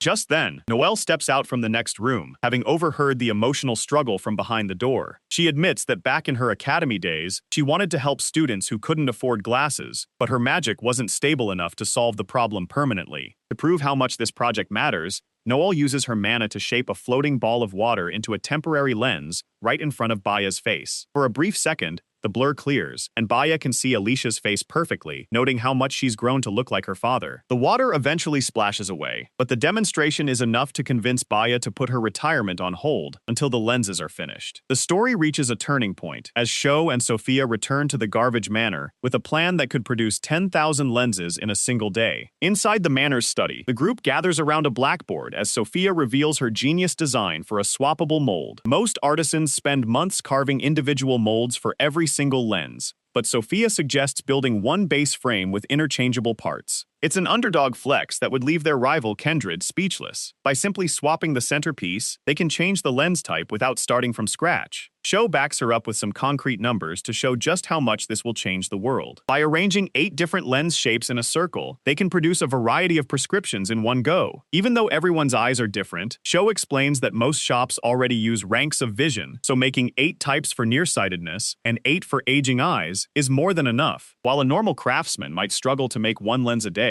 Sho calculates that their machine can churn out over 10,000 in 24 hours, effectively shattering the current market. But the meeting isn't all business, and the atmosphere shifts when Noelle notices the new spark between the two travelers. Sophia doesn't hold back and happily announces that she and Sho are officially a couple. While Alicia and Noel cheer and clap, they immediately start roasting Sho for being so dense that it took Sophia literally spelling it out for him to notice her feelings. Sho tries to hide his blushing face and steer the conversation back to work, but the girls are having too much fun teasing him to let it go just yet. The teasing even spreads to Alicia when Noel points out that Alicia's dog, Marin, seems to bark at any woman who gets too close to Sho. Sophia realizes it's true. Marin acts like a tiny, furry bodyguard, protecting Alicia's interests. Alicia turns beet red, insisting she never trained the dog to be a jealousy guard, but her frantic excuses only make the rest of the group laugh harder. It's a rare moment of peace and lightheartedness for the team before the real grind begins.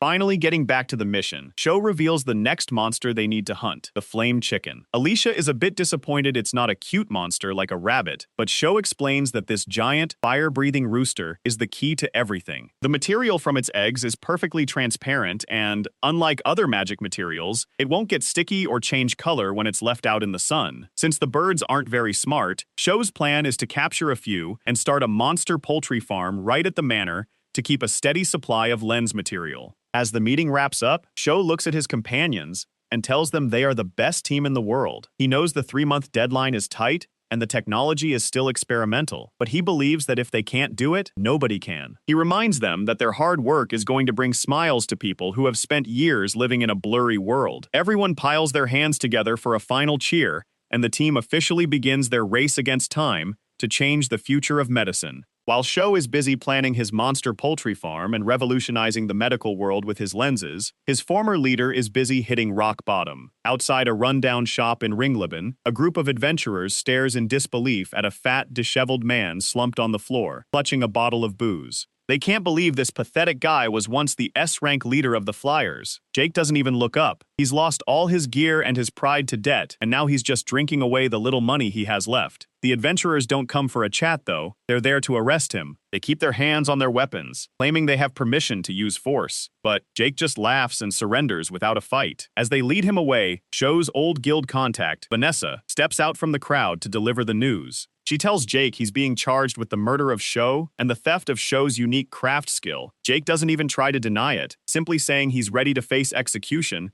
so he can finally see his old friend again. Inside a cold, dark prison cell, Jake's alcohol-fueled haze finally clears, leaving him alone with his crushing guilt. He doesn't fear death, but he's haunted by the fact that he killed the one person who truly cared for him. Just as he's wallowing in his own loneliness, a high-pitched, creepy voice calls out to him from a tiny hole in the back wall. A man with cloudy, suspicious eyes is watching him from the other side, and he has a very tempting offer for the former S-rank leader. The mysterious man knows all about Jake's stolen craft skill and offers to break him out of prison if he joins their organization. Jake points out that the skill only works if the user knows how to make the item, but the stranger isn't worried. He promises to teach Jake the recipes they need. The group wants Jake to manufacture illegal substances for them, since his ability lets him create goods anywhere without needing a permanent lab that the authorities could track. Even though Jake knows this is a deal with the devil, the stranger's claim that they need him is enough to break his resolve, and he agrees to the escape. But to understand how everyone ended up in this mess, we have to look back to the moment the Flyers first fell apart. Right after Elwood left the party, he was standing at the city gates of Ringleben, looking for work so he could afford to travel. He's surprised when the party's mage, Laura, catches up to him and reveals she's quit the Flyers too. She feels like a weight has been lifted off her shoulders, and since she's heading in the same direction, she asks to team up with Elwood for the journey. Elwood reveals he's carrying Sho's old notes and intends to carry on his legacy by studying smithing in the Meekly Kingdom. Laura, on the other hand, plans to enroll in a short-term training course at the Lohandor Magic Academy to finally reach A rank. As they prepare to set off, Elwood manages to ruin the mood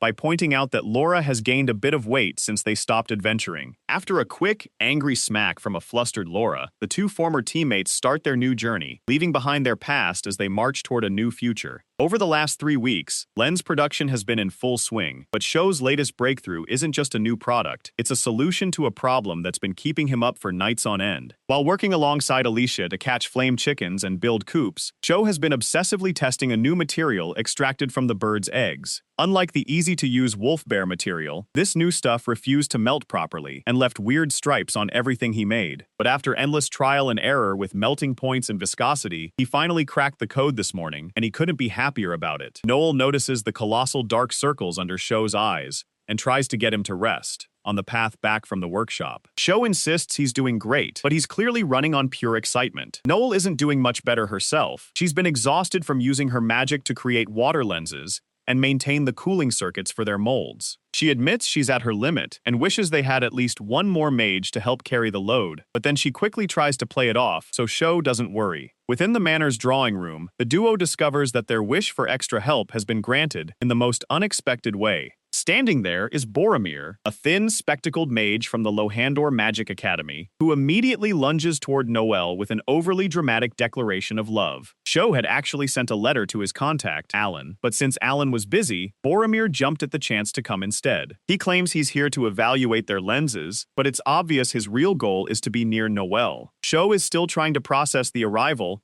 when he asks how Boromir got here so fast, considering Lohandor is the furthest trade partner on their list. It turns out that while Boromir looks like a typical scholar, his academy is actually a military training ground. By combining intense physical training with high-speed movement magic, he practically sprinted across the continent to get here. Sho is impressed, but the conversation takes a turn when Boromir reveals that while he's an A-rank mage, Noel was actually considered S-rank material by the time she graduated. Noel gets embarrassed and tries to hide her face, as she's never been one to brag about her true power level. Trying to prove he isn't just a obsessed stalker, Boromir pulls a stack of letters out of his bag for Noel. After the mess they dealt with in the port town of Diston, Boromir apparently went back to every single person Noel tried to help and personally apologized for his previous behavior. He even spent his own time finishing the tasks Noel couldn't complete because of his interference. The letters are filled with heartfelt thanks from people who finally felt heard and cared for, and seeing the impact she had on their lives brings Noel to tears of joy. Just as the atmosphere gets sentimental, Noel notices something fishy about the letters. It turns out that on the back of every single page, Boromir had written fake endorsements claiming he is a nice guy and the ideal marriage candidate. Realizing he tried to turn a touching moment into a weird recruitment pitch for himself, Noel loses her temper and pelts him with the pile of papers. He might be a talented A-rank mage and an immense help to the workshop, but it's clear Boromir is going to be a total headache for the team. While Boromir might be a total headache, his skills as an A-rank mage are the real deal, and within just a few days, the team's lens production is finally hitting its stride. In the workshop, Boromir uses his magic to adjust the lenses to match his own vision, while Sophia carefully records the results, creating blueprints for different prescriptions. With two mages now splitting the workload, the team is moving twice as fast as before, but the progress comes with a side of serious romantic tension. Noel is still committed to the bit, clinging to Sho's arm to convince Boromir Boromir they're engaged, which naturally leads to the mage screaming about how they shouldn't be flirting during work hours. Sho is definitely feeling the heat, especially since Sophia is watching the whole display with a terrifying, expressionless stare. Even though Sophia gave him permission to play along with the lie to keep Boromir at bay, Noel's acting is getting a little too realistic, with the physical contact increasing every single day. As Sho makes a quick exit to head back to his own workshop, Sophia catches him in the hallway and gives him a sudden, lingering hug to recharge her Sho energy. She looks up at him with her yellow eyes and leaves him with a cryptic warning, saying that sometimes being too kind can actually make things harder for people. A few days later, back in his bedroom at the Garbage Manor, Sho is catching up on his correspondence when Noelle knocks on the door. She's wearing very thin sleepwear that leaves little to the imagination, and Sho has to focus hard on his papers just to keep his cool. He shares some professional news. The Adventurer Guild wants to order 200 sets of telescope lenses, but he keeps the darker updates to himself. His old party, the Flyers, has disbanded, and while the traitorous Jake was arrested, he's already managed to escape from prison. Shu knows it's safer for everyone if the world continues to believe he's dead for now. The atmosphere shifts when Noelle sits right next to him on the bed, her perfume filling the air as she drops the act entirely. She admits that while the engagement started as a lie to trick Boromir, her feelings for Sho have become painfully real, and she can't stop herself from loving him. With tears in her red eyes, she asks Sho for a single kiss, even if it's just a pity kiss, to comfort her. Sho is tempted to give in just to stop her crying, but he abruptly realizes what Sophia meant about the cruelty of being too kind. Sho pulls back and gently rejects her, explaining that if he kisses her now, he'd only be causing her more pain in the long run. He tells her honestly that if he had met her before Sophia, he probably would have fallen for her, but he's already committed. He points out that the kind version of Sho that she fell for only exists because Sophia changed him from the cold, dry person he used to be. Noel takes the rejection with grace, giving him a quick kiss on the cheek instead as a reward for being so honest, before running back to her room to let out a good cry. The next morning at the workshop, Noel decides to clear the air and announces to everyone that the engagement was a total sham designed to keep Boromir away. Boromir is thrilled for about 2 seconds until Noel adds that while the engagement was fake, her love for Sho is 100% real. She looks Sho right in the eye and declares that she isn't giving up, promising to keep chasing him until her feelings eventually fade or he finally turns her way. Boromir, strangely inspired by her dedication, vows to keep chasing Noelle just as hard, and just like that, the workshop's messy love triangle is officially here to stay. Sho needs to become a noble just so he can marry all the women in his life, and the best part is, it was actually his girlfriend's idea. Late that night in the Manor's workshop, Sho is watching Sophia work her magic on the lens molds. They're at the final, most critical stage, where the metal needs a mirror-like polish, a surface so smooth it reflects perfectly, to ensure the plastic lenses come out crystal clear. Sho knows the theory, but his hands just aren't steady enough for this level of precision, leaving him feeling like a total bystander while Sophia works late into the night. When he asks if there's anything he can actually do to help, Sophia stops, looks him in the eye, and tells him to meet her in her bedroom once she's finished for the night.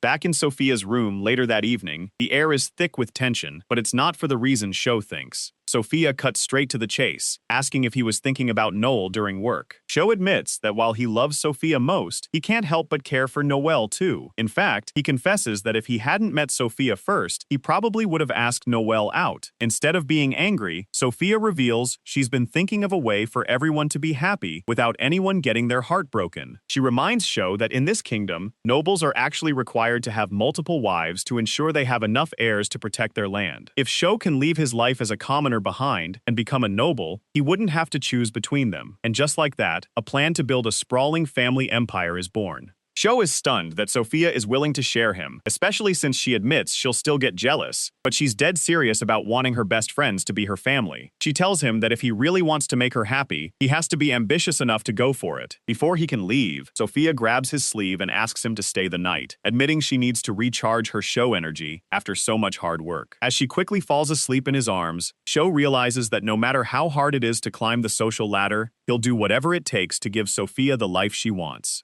1 month later, the deadline to present their invention to the New Technology Promotion Association is rapidly approaching. Inside the manor, Alicia rushes toward Baya's room, excited to show off their progress, but she stops cold when she sees the old woman packing her bags. Baya has decided to leave the estate, believing her failing eyesight makes her a useless burden who is only draining the family's limited coins. She admits that she was wrong to doubt Shou's project, and feels like an old obstacle standing in the way of their new, bright future. Alicia breaks down in tears, dropping her noble act to tell Baya that she isn't just a servant, she's the woman who raised her, and the only mother she has left. Downstairs in the workshop, the emotional tension breaks when Alicia finally puts the first pair of finished glasses onto Baya's face. The transformation is instant. Baya gasps as the world snaps into focus, seeing Alicia's face clearly for the first time in years. With her sight restored, Baya's spirit returns in a flash, and she declares that she can't retire yet because Alicia clearly still needs a lot of education on how to be a proper lady. They head to the workshop to thank the rest of the team, where Baya pulls Shou aside with a very specific request. Now that she can see how great he is, she tells Shou he needs to hurry up and marry Alicia. And when he brings up his relationship with Sophia, Baya echoes the plan to become a noble so he can just marry both of them and Noelle too.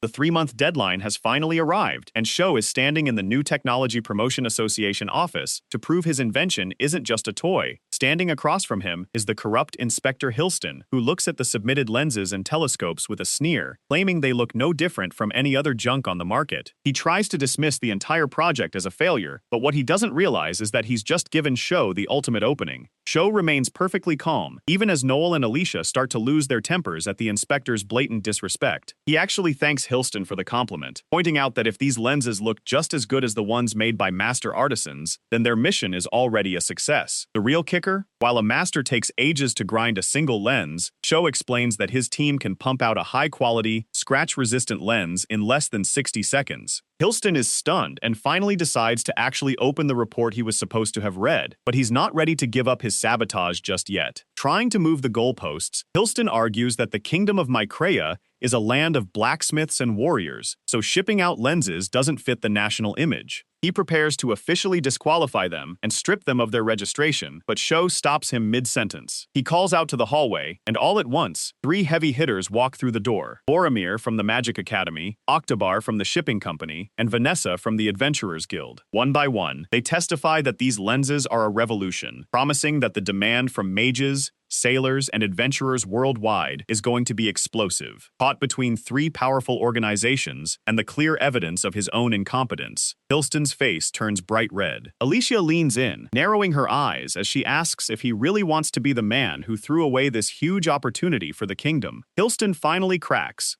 muttering a forced pass before practically running out of the room to avoid further embarrassment. With the official certification in hand, the team erupts in cheers. They've officially beaten the clock and secured their future.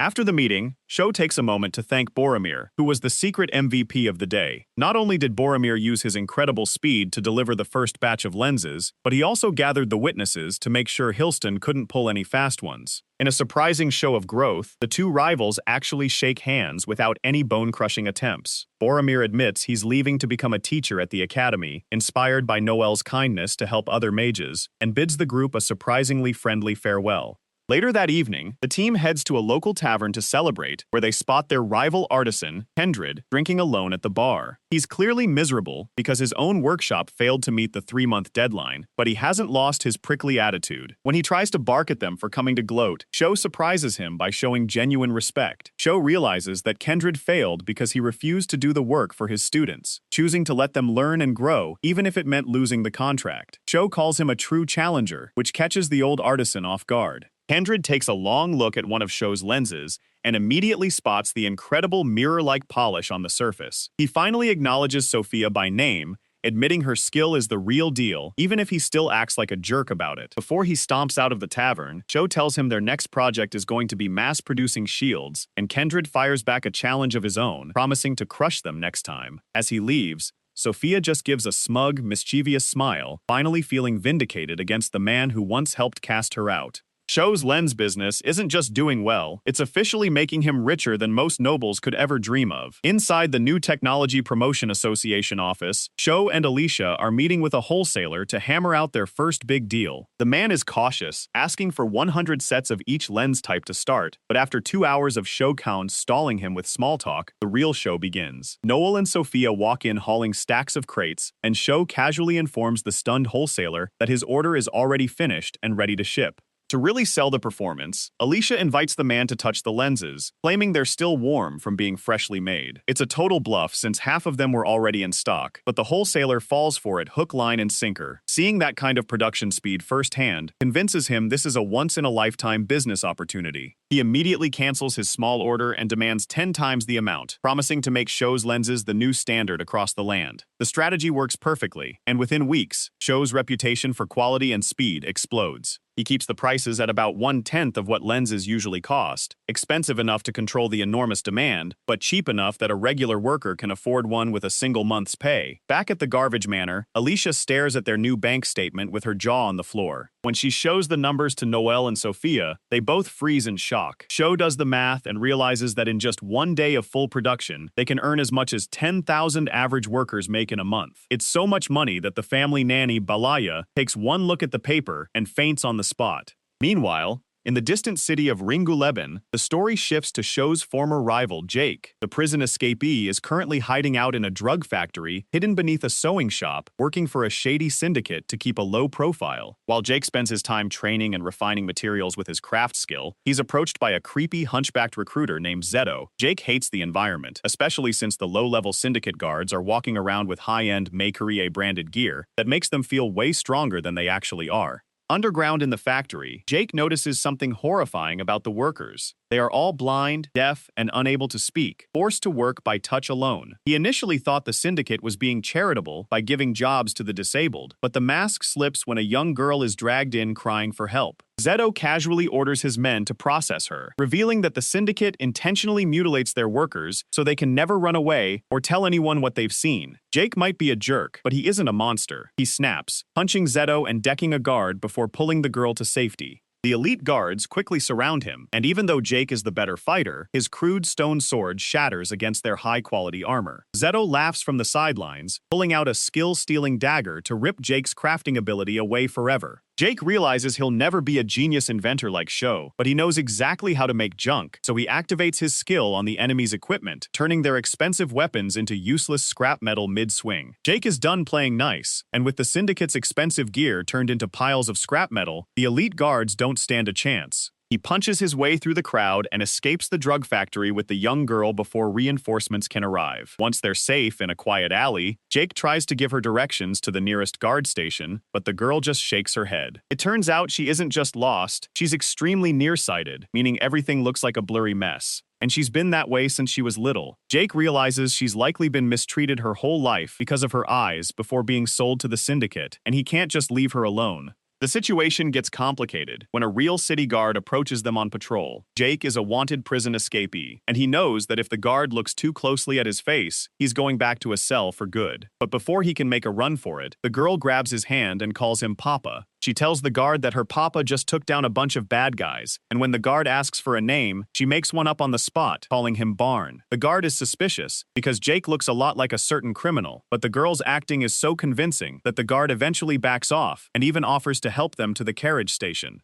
Once they're alone, Jake asks why she lied for him, and the girl simply says she didn't want him to get caught because he's the only person who's ever been kind to her. Jake realizes that for the first time in his life, someone actually needs him. He notices the girl is still squinting at everything, so he takes her to a nearby shop to buy her a pair of glasses. Thanks to the new injection molding technology Shou recently invented, glasses have become cheap enough for commoners to afford. When the girl puts them on, her world finally snaps into focus, and she realizes Papa isn't an old man, but a young guy. Her name is Regina, she's 12 years old, and now that she can finally see, she wants to visit the ocean, and Jake decides he's going to be the one to take her there. Meanwhile, back at the garbage manor, Shou and his team are facing a much different problem. They have too much money and too many orders. To keep up with the towering demand for their lenses, Shou decides to use their overflowing gold coins to build an entire village. He plans to renovate a nearby abandoned area into a hub for workers, and even build a specialized facility for the monsters Alicia captures. It's the perfect plan to scale up production, and everything is going so smoothly that the team starts to let their guard down. But in the world of business, being too successful usually makes you a target, and they're about to learn that lesson the hard way. One night, while the new village is still under construction, the workshop is out of nowhere set on fire. By the time Shou and the team arrive, the building is swallowed by flames. While the workers scramble for water, Noel steps up and uses her giant mana pool to command the nearby river, sending a huge wave of water crashing down to extinguish the blaze. The workshop is saved from being a total loss, but the interior is a wreck, and Sophia is absolutely devastated. She collapses into Sho's arms, sobbing because this workshop wasn't just a building to her, it was the place where she finally felt like she belonged after being chased away from her home. The heartbreak quickly turns into a manhunt when Alicia and her monster, Marin, track down the person responsible. They drag a man out of the shadows who admits he was the one who lit the match. Shu takes the man aside for a private interrogation and discovers the arsonist wasn't acting alone. He was hired by a man named Hilston. It turns out Hilston is an official in the Craftsman Guild, and he clearly isn't happy about Sho's team disrupting the market. Alicia mentions that the guild leaders are holding a meeting the very next day in the city of Rancis, and Sho's expression goes cold. He tells the girls to look after Sophia, then turns toward the city to settle the score with the man who tried to burn his dream down.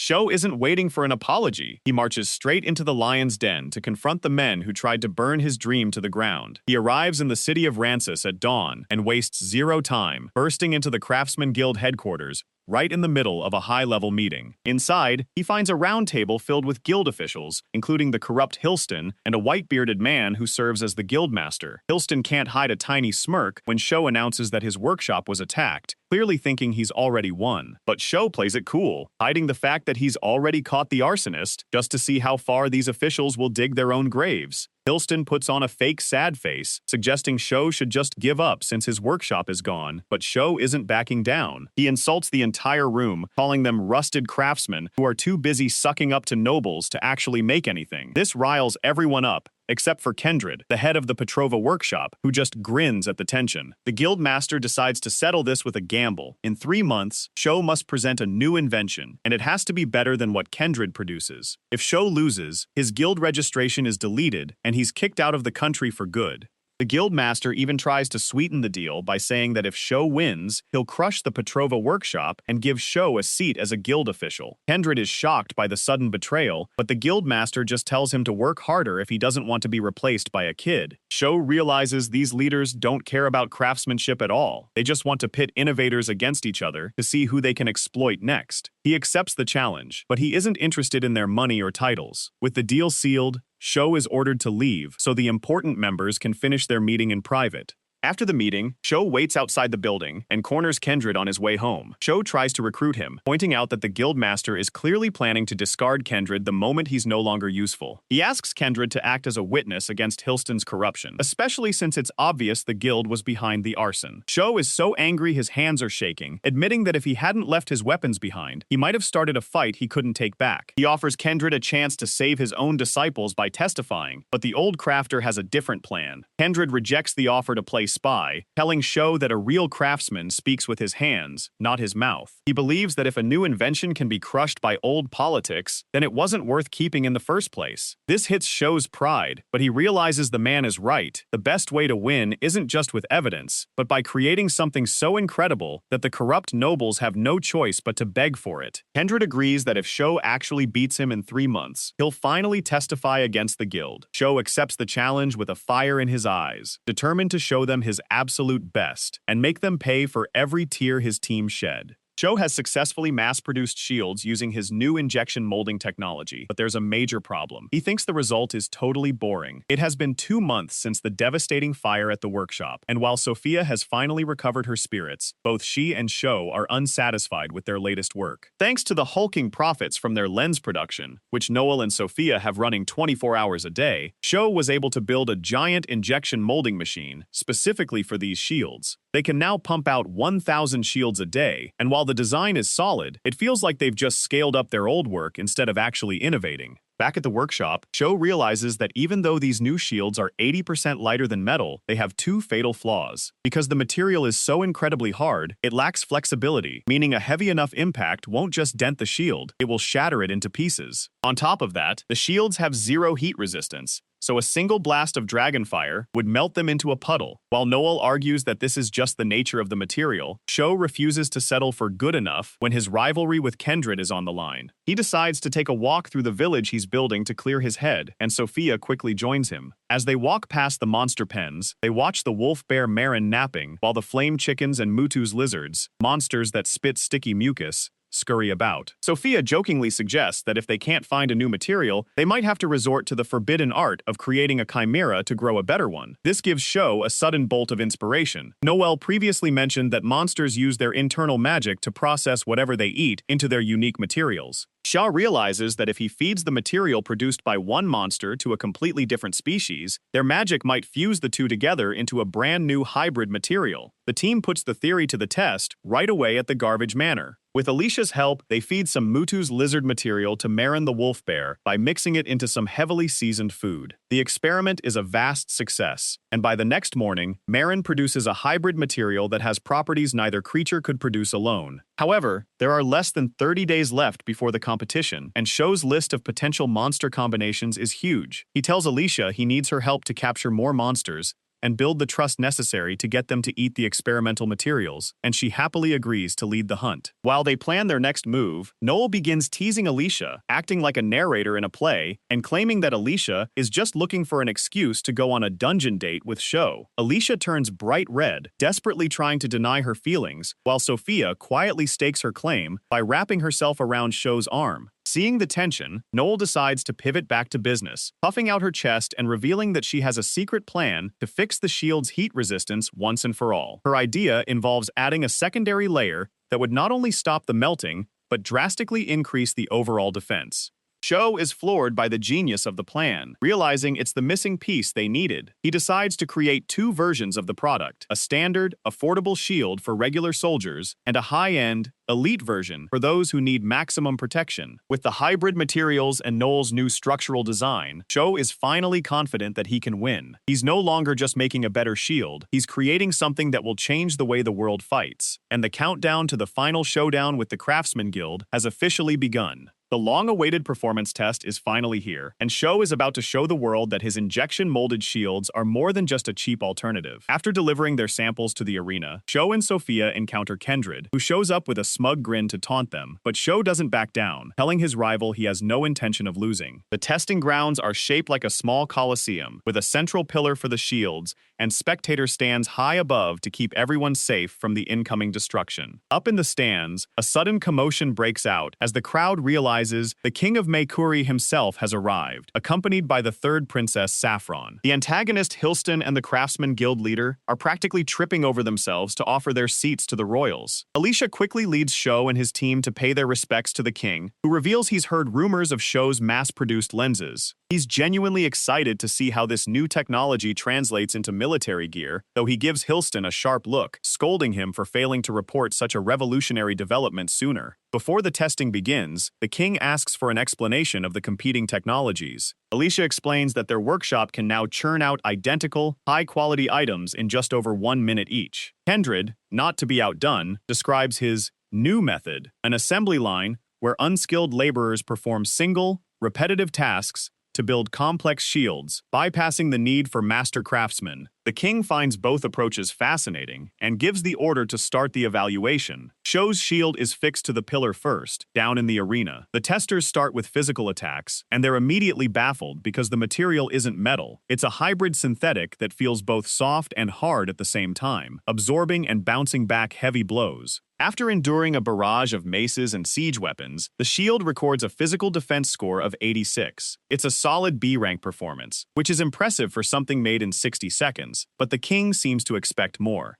Next, the arena switches to elemental testing, where mages blast the shield with fire, ice, and lightning. The results are a bit of a mixed bag. The material is weak against heat, scoring only 23 against fire, and it gets brittle under extreme cold. However, because the synthetic material is a perfect insulator, it scores a perfect 100 against both lightning and corrosion. Sho's total combined score lands at 354, a result he's perfectly satisfied with given the material's properties. Kendrick decides to move his seat right next to Sho's team, just to gloat as his own shields are tested. His results are more traditional. His physical physical defense hits 85, and he scores high against fire and ice. However, because his unskilled workers left inconsistencies in the plating, his lightning and corrosion resistance are lackluster. Even so, his total score comes out to 387. Thinking he's already won, Kendrick starts laughing and tells Sho to get ready for exile. While Noel and Sophia look bored rather than worried, Sho tells Kendrick to stay in his seat because the show isn't over. He has the testers bring the same shield back out, but this time, he has them slot a red mana stone into a hidden socket in the center. As the magic circuits etched into the surface begin to glow with a brilliant light, Sho declares that the real performance is just getting started. The performance test just took a turn from a simple gear check to a full-blown political takedown. King Mikurie literally jumps out of his seat when he realizes Sho's shield isn't just high-quality armor, it's a sophisticated magic tool. It turns out, Noel had the brilliant idea to etch magic circuits directly into the material during the molding process. Usually, this is way too expensive to mass produce, because manual etching is a nightmare, but the injection molding tech Sho invented makes it easy. What used to be a one-in-a-million masterpiece can now be popped out of a mold with perfect consistency, and Kendrick realizes right then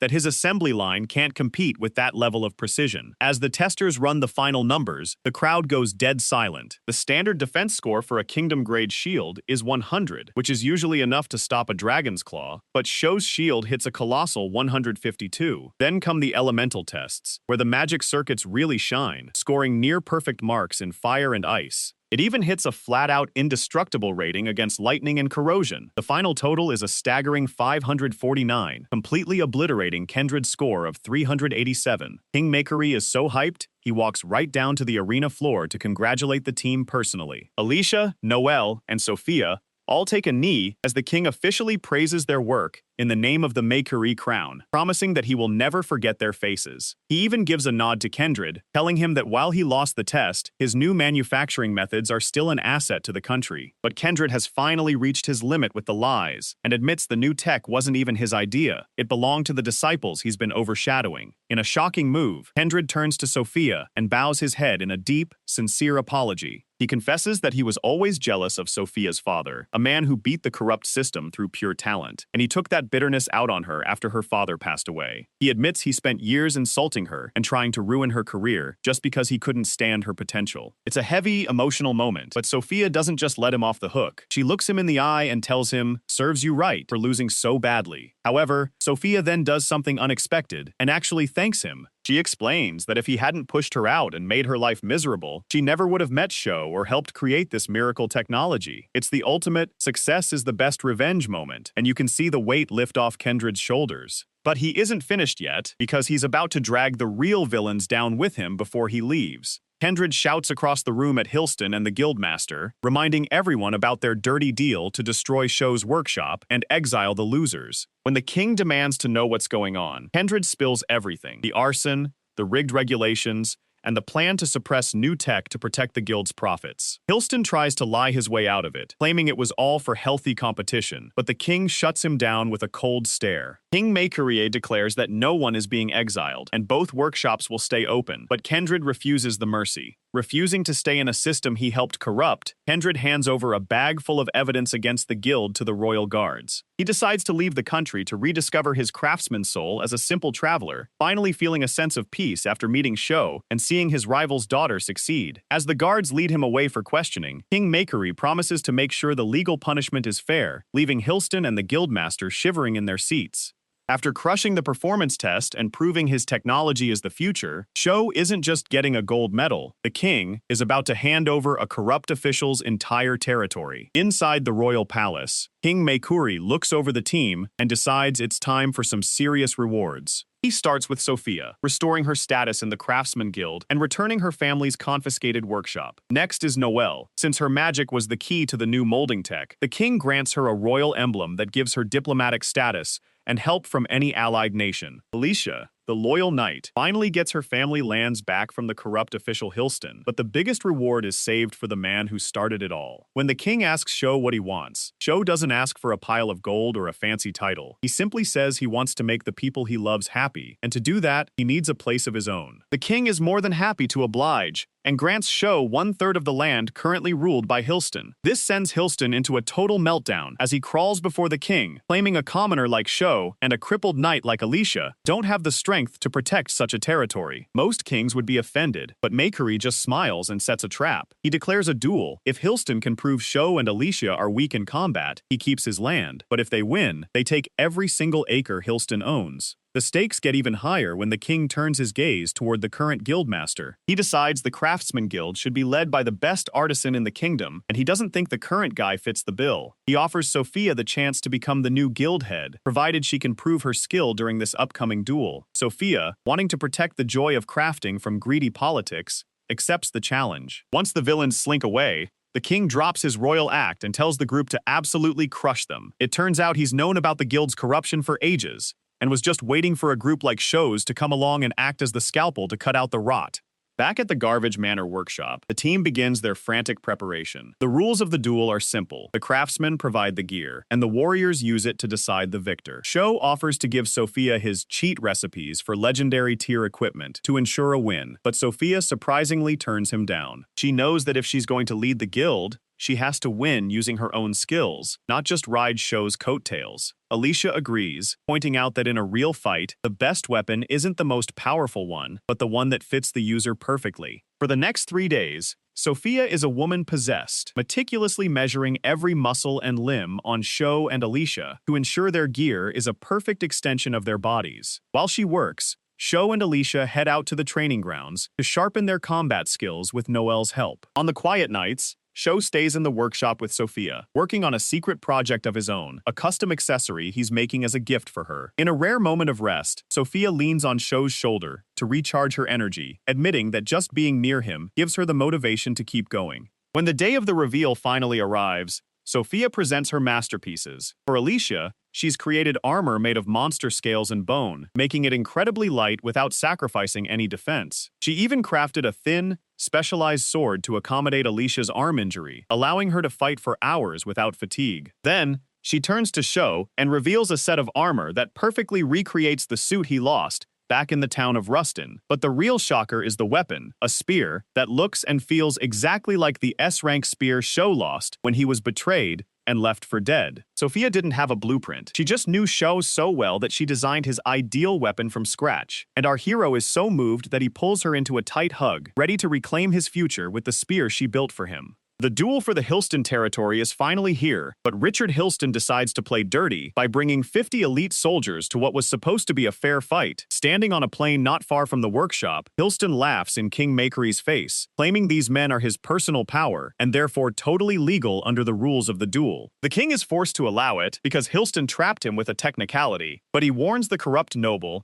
that if he loses, the Hilston family name will be stained forever. Hilston just scoffs, thinking there's no way two people can beat 50 high-level soldiers armed with top-tier gear. Back at their camp, Sho realizes these aren't just random thugs. Every soldier is a high-level fighter equipped with quality gear. Noel wants to jump in and blast them with magic, but Sho stops her, knowing the soldiers would target an unarmored mage immediately. However, Noel isn't just going to sit around. She tells Alicia to hold on for just a little while, promising to unlock Alicia's full power to cause some serious chaos. With a nod of trust, Sho and Alicia head out to face the army alone. Down on the field, the king gives the signal, and the 50 soldiers charge with a roar. Alicia is a blur of motion, using her new lightweight shield to bash the first man before cutting down 2 more in the blink of an eye. Sho follows up with his spear, sweeping 2 soldiers off their feet, but the sheer numbers are overwhelming. Even with their superior skills, the 2 of them eventually get surrounded and boxed in. Hilston watches from the back, laughing and offering Sho a deal: surrender his dreams of being a noble and become a slave craftsman, and he might just let them live. Hilston then makes the mistake of threatening Sophia and Noel, and that's where he crosses the line. Just as Sho is about to lose his cool, an immense shadow leaps out of the brush and slams into Hilston from behind. It's Marin, the wolf bear from the Garbage Manor, and he didn't come alone. An entire pack of their farm monsters, including the flame chickens and Mutu's lizards, swarms the battlefield. Noelle's secret plan was to summon their pets to the front lines, and she shouts for Alicia to take command, proving that Alicia's true power is her ability to lead. With the monsters causing total panic, Alicia directs the flame chickens, Ricky and Vicky, to breathe fire and break the enemy's formation. She then orders the Mutu's lizard, Laura, to spit sticky slime to pin the soldiers down, while Marin finishes them off. Seeing the opening, Sho leaves the cleanup to Alicia and goes straight for the boss. He tosses a custom-made smoke bomb to blind Hilston's bodyguards, moving through the haze like a ghost and taking them out without making a sound. Hilston is panicking and swinging his sword at shadows until Sho appears right behind him, up on the ridge. Hilston brags that his heavy armor makes him invincible, but Sho doesn't even blink. Using the precision spear Sophia made for him, Sho strikes 3 specific points at high speed, literally dismantling the armor so it falls off Hilston's body in pieces. Sho explains that while he's a builder, he was trained to know exactly how things break, including people. He thrusts his spear into Hilston's neck, stopping just short of a lethal blow, and delivers a cold warning. If Sho were serious, no amount of armor could save him. Sho drags the terrified noble back to Alicia, who has already wiped out the rest of the army without killing a single man. Sho tosses Hilston his sword and demands a real one-on-one duel to finish this. Hilston tries to use a sprawling greatsword, but it's too clunky against Alicia's custom lightweight gear. He switches to a rapier and actually manages to press her for a moment, waiting for her injured right arm to fail. But Alicia was just baiting him. She dodges his final strike by a hair, stabs his sword arm, and then drops her weapons to finish the job with her bare hands. Alicia delivers a brutal beating, landing punch after punch for every bit of corruption and every friend Hilston tried to hurt. By the time she lands a final uppercut, Hilston is a weeping, toothless mess begging for his life. King Mercury walks over to declare them the winners, but he immediately has to plug his nose. It turns out Hilston was so terrified by the beating that he completely lost control of his bowels, and the once proud noble is left unconscious in a pile of his own filth. After humiliating a high-ranking noble so badly, he literally soiled himself. Sho and his team stand before the king to claim their rewards. Outside on the dueling grounds, King Mercury officially declares Sho, Alicia, and Sophia the winners of the territory duel. However, the current Craftsman Guildmaster, Dexter Macmillan, starts throwing a desperate tantrum. He screams that his own sword was technically superior in stats, but the king shuts him down right away. A weapon is only as good as the person holding it, and since Hilston literally threw Dexter's sword away during the fight, the king declares it a failure. The king's guards strip the guild badge off Dexter's chest, and the king personally hands it to Sophia, naming her the new guild master of the Craftsman Guild. Broken and embarrassed, Dexter asks what he is supposed to do now that his career is over. Sophia kindly suggests that he could go back to being an apprentice to relearn the basics, but the old man's pride is far too big for that. He refuses to learn from people younger than him, and chooses to retire in disgrace instead. What he doesn't realize is that his retirement won't be a peaceful one. The king immediately orders his soldiers to drag Dexter away to face trial for his part in Hilston's long history of corruption. Next, the king turns his attention to Alicia. He officially restores all the original Garbage family lands and adds half of Hilston's own territory to her domain as a reward for her victory. Since she fought by commanding a small army of monsters, the king gives her a special new title, the Beast Knight. Alicia is moved to tears by the honor, realizing she has finally restored her family's name to its former glory. Then, it's Sho's turn to receive his prize. The king offers him a noble title and his own land, admitting that he secretly investigated Sho's background before the duel even started. In a quiet whisper, the king reveals he knows Sho was once a former S-rank adventurer. Sho is caught off guard and asks the king to keep that a secret, but there's one more thing he needs, a family name to go with his new noble status. When the king offers to choose one for him, Sho looks at Sophia and declares that he's already decided on a name, Shufiel. Sho turns to a stunned Sophia and pulls out a custom ring he's been working on, right there in front of the king. He slides it onto her finger and asks her to marry him, promising to make her the happiest woman in the world. Sophia teases him for a second, playfully saying no because she doesn't want him to be the only one making her happy. She wants to make him just as happy in return. She officially accepts the proposal, and the two share a warm embrace while their friends Noelle and Alicia rush in to celebrate the moment. The king is so delighted by the romantic turn of events that he offers to host and pay for the entire wedding himself. When he asks where they want to hold the ceremony, Sho and Sophia share a look and choose the Dibris Church back in the Garbage territory. It's the very place where they first met and where the sword that brought them together was kept. The king raises his hands to the sky, and the entire crowd of guards and spectators erupts into cheers for the kingdom's newest couple. On the walk back to the estate, the group is full of hope for the future. With Sophia leading the guild and Sho's injection molding technology about to be released, the kingdom's economy is set to make a huge recovery. Noelle and Alicia drop a few hints that they still have feelings for Sho as well, but for now, they let the couple enjoy their engagement. Sho looks at the custom ring on Sophia's hand, realizing that while he's spent his life crafting items, he's finally managed to craft a family of his own. Richard Hilston, the man who once controlled the kingdom's shadows, is now being mocked and having spare change tossed at his feet like a common beggar. After losing the territory duel and being exposed for his crimes, Hilston managed to avoid prison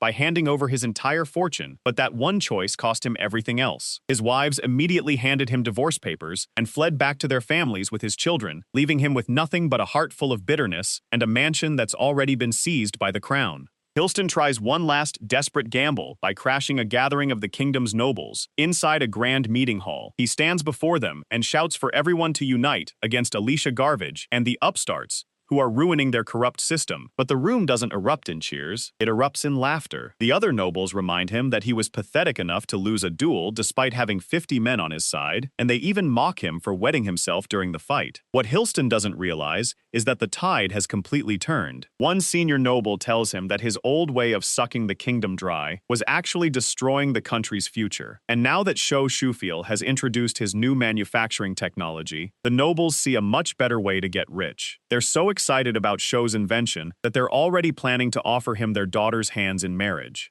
A younger noble eventually gets tired of the ranting, shoves Hilston to the floor, and tosses a few small coins at him, telling the stinky old man to get lost. Out in the dirty back alleys of the capital, Hilston finally hits the bottom. He has never worked a day in his life and doesn't even understand the value of the coins he was given. When he tries to buy food at a market stall, his confusion makes him a target, and a group of thugs drags him into the shadows to beat him and steal his last bit of money. Within days, the man who used to rule the Craftsman Guild is reduced to wearing rags and using his noble education to perform for scraps, officially becoming the very thing he always despised, a beggar. Meanwhile, in the busy port town of Diston, Sho's former party member Elwood is busy trying to earn enough money for a boat ride to the Mercenary kingdom. He's currently spending his time at a local forge, trying to craft his own axe and shield. Ever since the party split, Elwood has been haunted by the memory of his friend Shion, who we know is actually Sho, and he's decided to learn the way of the craftsman to honor the dead friend he failed to understand. While Elwood is struggling with the metal, a mysterious traveler watches him from the doorway of the forge. This man has a sharp eye, and in an instant realizes that Elwood is a high-level warrior, likely a tank for an S-rank party, just by looking at how his muscles are built. Elwood is impressed by the stranger's intuition, and notices that the man has the exact same joyful look in his eyes that Sho used to have whenever he was making something. Elwood asks the stranger to teach him, sensing that he's stumbled upon a true master. The man is clearly trying to hide his identity, saying he's thrown away his past and his name to start over, but he eventually tells Elwood to just call him Ken. Under Ken's expert and surprisingly patient guidance, Elwood's skills with a hammer begin to skyrocket, setting him on a new path that will eventually lead him back to the friend he thinks he lost. Laura just leveled up to an A-rank mage, but her graduation gift is a secret mission to seduce a man she's never even met. At the Lohandor Imperial Magic Academy, Laura is celebrating after finishing a short-term training course and officially receiving her A-rank license. Her instructor, Boromir,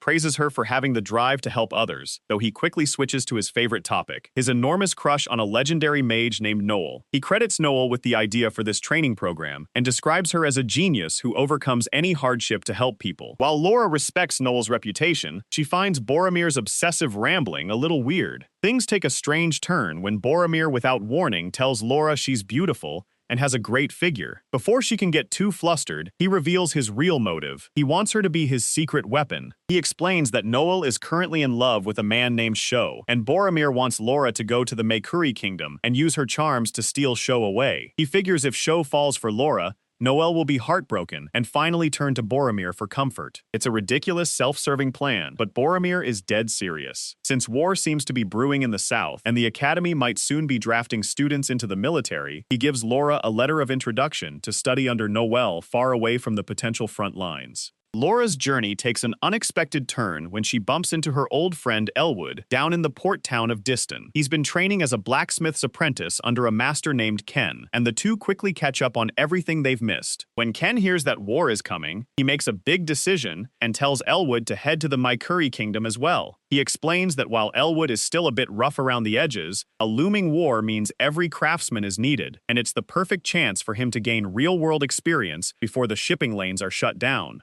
Ken can't leave Diston himself due to some mysterious circumstances in his past, so he hands Elwood a letter of introduction to a rival he claims is an even better craftsman. Soon, Laura and Elwood are boarding a ship together, headed for a new life across the sea. Elwood is a bit down about leaving his master, and Laura tries to cheer him up, even though she's secretly a little annoyed that he seems more upset about leaving Ken than he was about leaving her when they first split up. As the ship sails toward the Mercenary Kingdom, the two friends decide to compare their notes. Laura is heading to find Noel and seduce a guy named Sho, while Elwood is looking for a legendary workshop to continue his training. When they look at their letters of introduction, they realize something shocking. They aren't just going to the same kingdom, they're both being sent to the exact same destination, the Garbage Estate.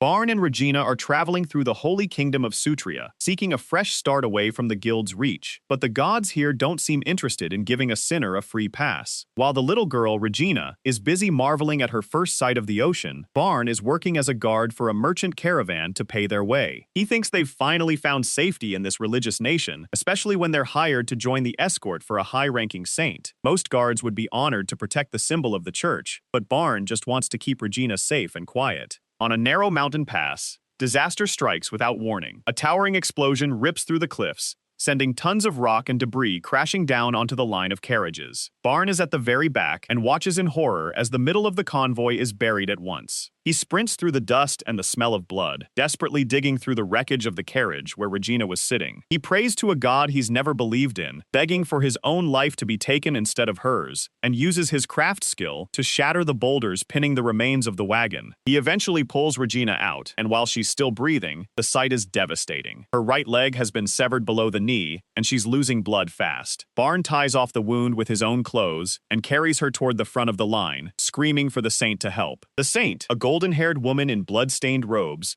rushes over to perform a miracle. She manages to stabilize Regina and save her life, but she sadly explains that even her holy magic can't regrow a lost limb. Just as the saint finishes her work, a high A-rank giant monster emerges from the rocks to finish off the survivors. This thing is a powerhouse that even veteran guards can't touch, but Barn doesn't care about the danger. While the other protectors are frozen in fear, Barn charges forward and activates his craft skill. In a single moment, he uses the giant's own body as material and turns the living monster into a heap of dead parts. The guards are stunned and start cheering for their new hero, but Barn just breaks down in tears. He shouts that he isn't a hero, but a sinner who is being punished for what he did to Shion, and that Regina is the one paying the price for his crimes.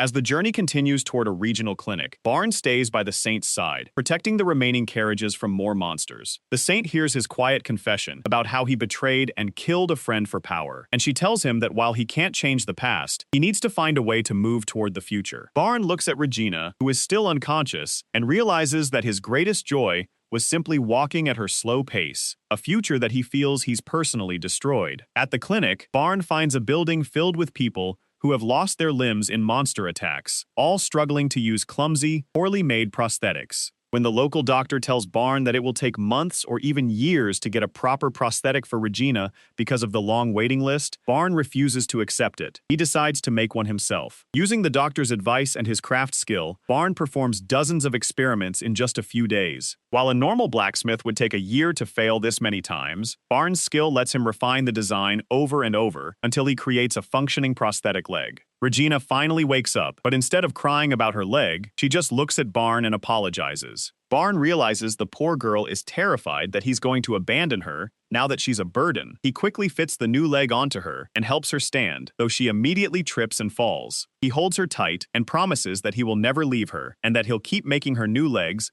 until she can run and jump just like before. Seeing his dedication, the saint asks Barn to stay at the clinic to help the other patients, and Barn decides that helping these people reclaim their lives is the only way he can truly begin to atone for his sins. Sho and Sophia finally tie the knot in a small ceremony at the Dislight Church, but their honeymoon phase is immediately buried under a mountain of paperwork and a persistent princess. Despite the church being modest, the king and princess attend, which brings out a crowd of uninvited nobles looking to curry favor with the kingdom's newest power couple. The story picks up right after the wedding, with Sho back in his office at the Garbage Manor, clutching his head in frustration. His new butler, Benedict, an experienced man, sent by the king to help manage the estate, politely reminds him that he still has a few more signatures to finish before his next meeting. Between managing his new lands and responding to thank you letters, Sho is completely overwhelmed. But the hardest part isn't the paperwork, it's the constant stream of visitors. Since polygamy is actually mandatory for nobles in the Mercenary kingdom, other noble families are constantly trying to push their daughters onto Sho as second or third wives. He has to turn them down so carefully that he doesn't start a political feud, which is easier said than done. He once tried to be polite by complimenting a young lady's appearance, only for her to burst into tears when he finally rejected her. Sho now realizes exactly why Alicia Garbage warned him that his habit of being nice could be dangerously misleading. To make matters worse, Sho barely gets to see his new wife. Sophia is constantly traveling in her role as the Craftsman Guild Master, working to spread Sho's new injection molding technology across the country. It's a delicate balance, as she has to convince traditional workshops to adopt new methods without destroying their heritage. 3 nights later than planned, Sophia finally returns home, and the two share a quiet, tender moment on the sofa. Sho admits he misses their days of traveling, finding the life of a high-ranking noble to be way more stressful than he expected. Sophia comforts him, promising that once things settle down, they'll take a long vacation together, though she admits she's also frustrated because she hasn't had time to actually build anything lately. A month later, the couple finally manages to sneak away for a break at Sophia's family home in the city of Lansis. They hope to spend their days relaxing and working in the family workshop, but their peace is shattered when the third princess of the kingdom, Saffron, arrives without warning. Inside the parlor, the silver-haired princess doesn't waste any time and asks Sho to marry her right in front of Sophia. Saffron is 16 and claims she's old enough to choose her own husband, insisting that Sho's incredible achievements, like creating revolutionary shields and defeating a master like Hilston, make him the only man worthy of her status.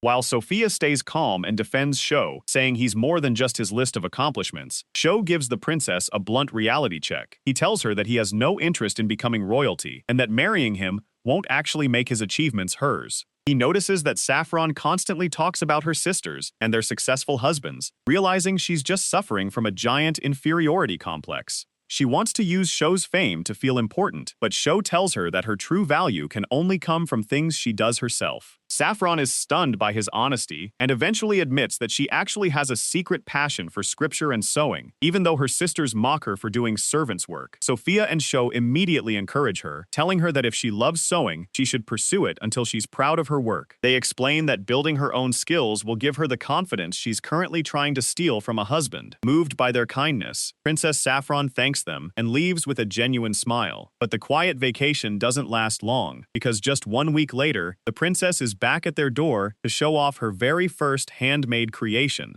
The story takes off with Princess Saffron's sewing skills proving to be more than just a hobby. They're actually impressive. She starts visiting Sho and Sophia's home constantly to show off her latest creations, and today she's brought a special gift. She presents a beautiful, light blue dress designed specifically to match Sophia's hair, and when Sophia tries it on, Sho is completely stunned. He thinks she looks like a literal goddess, and his speechless reaction is the highest compliment Saffron could have asked for. As the three of them bond, Saffron accidentally calls Sophia Big Sister, which sends Sophia into a state of pure joy. Having grown up as an only child, Sophia has always wanted a younger sibling, and she immediately insists that the princess keep using the title. Saffron is more than happy to agree, admitting she feels closer to Sophia than her own biological sisters. Sho watches them laugh together, feeling like he's gained a little sister of his own, though his quiet vacation is quickly turning into a busy family affair. A few days later, Sho and Sophia are back at their workshop, experimenting with the new molten material they discovered. Saffron is there as usual, and as she watches them poke at the gooey substance with a rod, she notices something they hadn't considered. She points out that when the material is pulled, it stretches into thin, delicate strands, and she wonders aloud if it could be woven into fabric. This one observation hits Sho and Sophia like a lightning bolt. They realize they can use this synthetic material to revolutionize the entire textile industry. The group immediately heads out to the garbage workshop, which has transformed from a simple facility into a bustling village. With the hulking production of lenses and shields,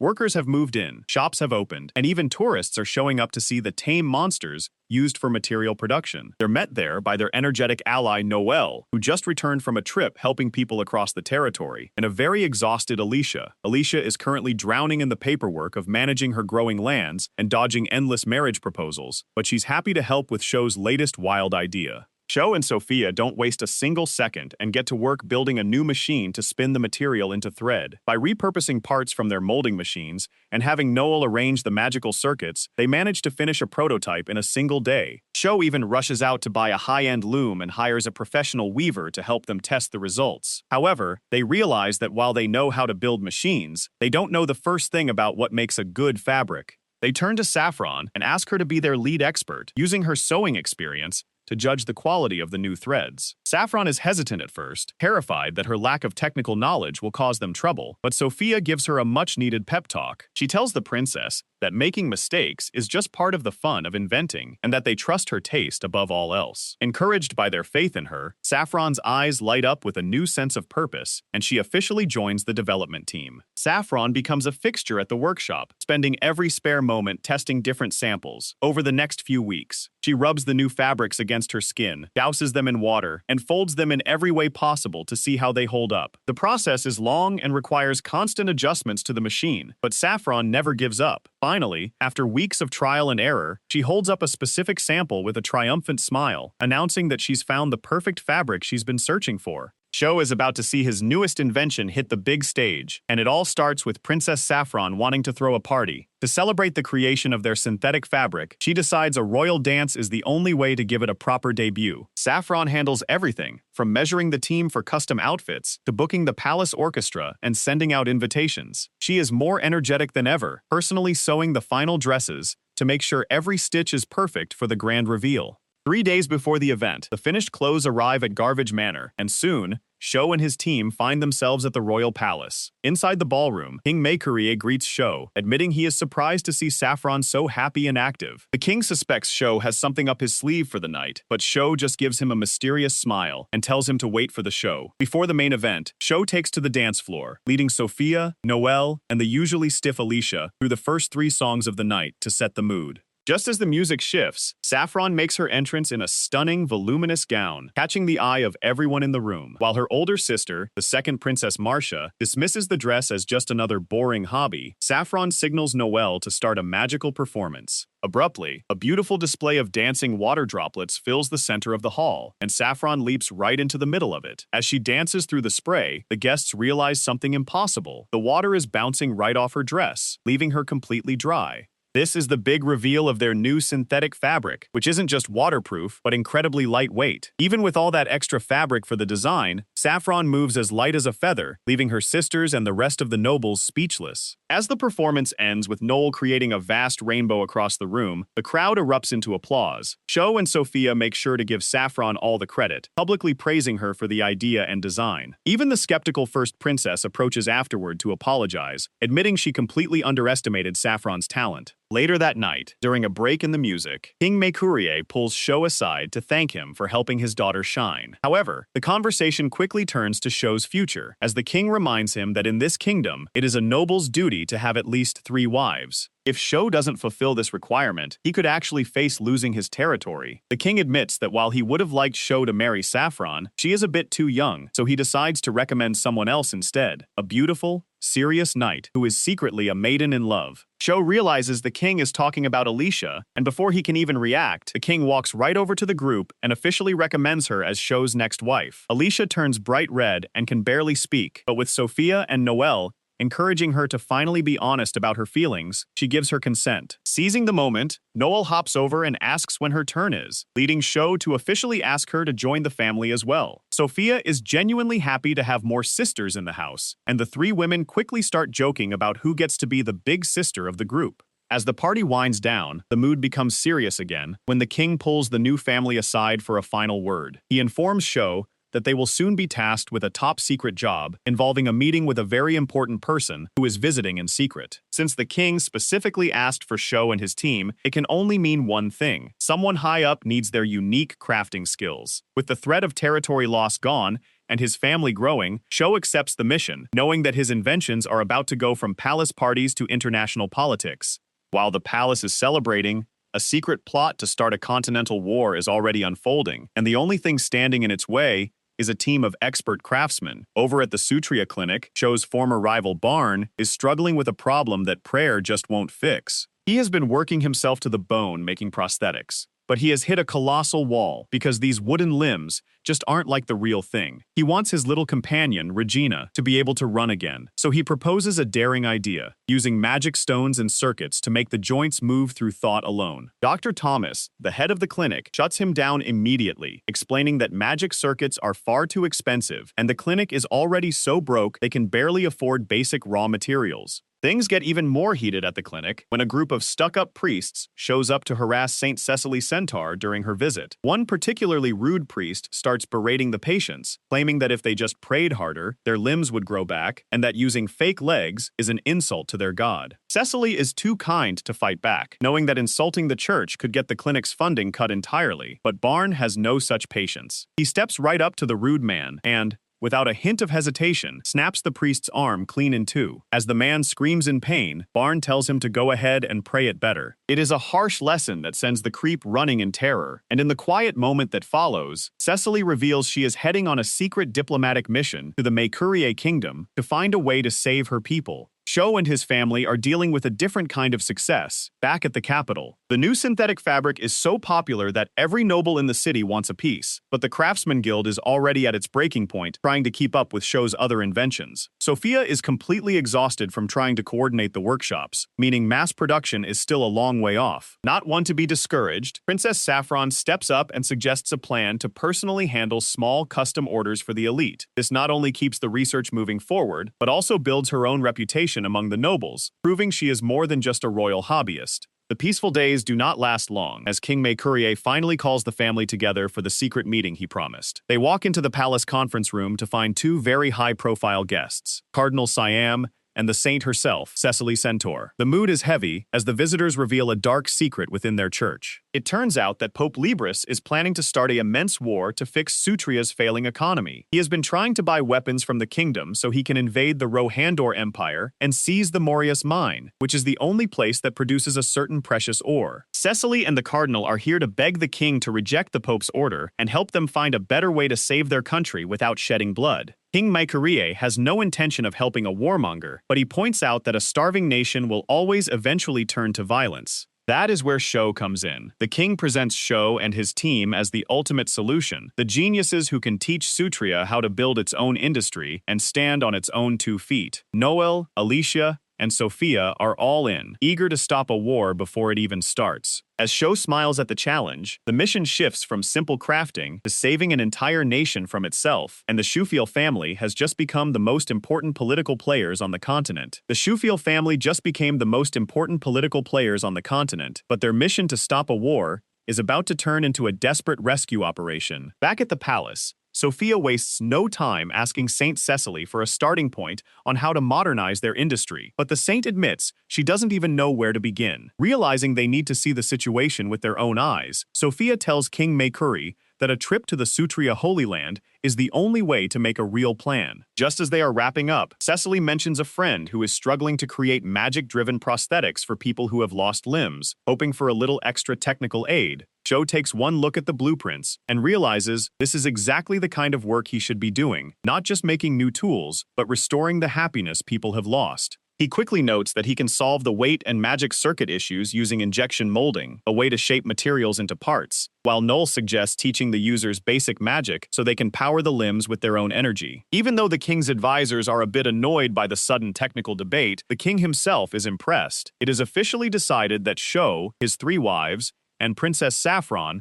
will lead the special mission to Sutria, with Sophia and Saffron heading out first alongside the saint to get a head start. Sho absolutely hates the idea of being away from his wife for even a moment, but he and Alicia have too much noble paperwork to finish, and Noel needs time to finish a few new inventions. Before Sophia leaves, she catches him looking pouty and reminds him with a kiss that he is only allowed to be this clingy at night. She promises him a proper date once they reunite in Sutria, calling it their belated honeymoon since their lives are always about work anyway. Sophia sets off with the princess, and Sho dives into his duties, pushing himself so hard that he finishes 2 weeks of work in just 10 days.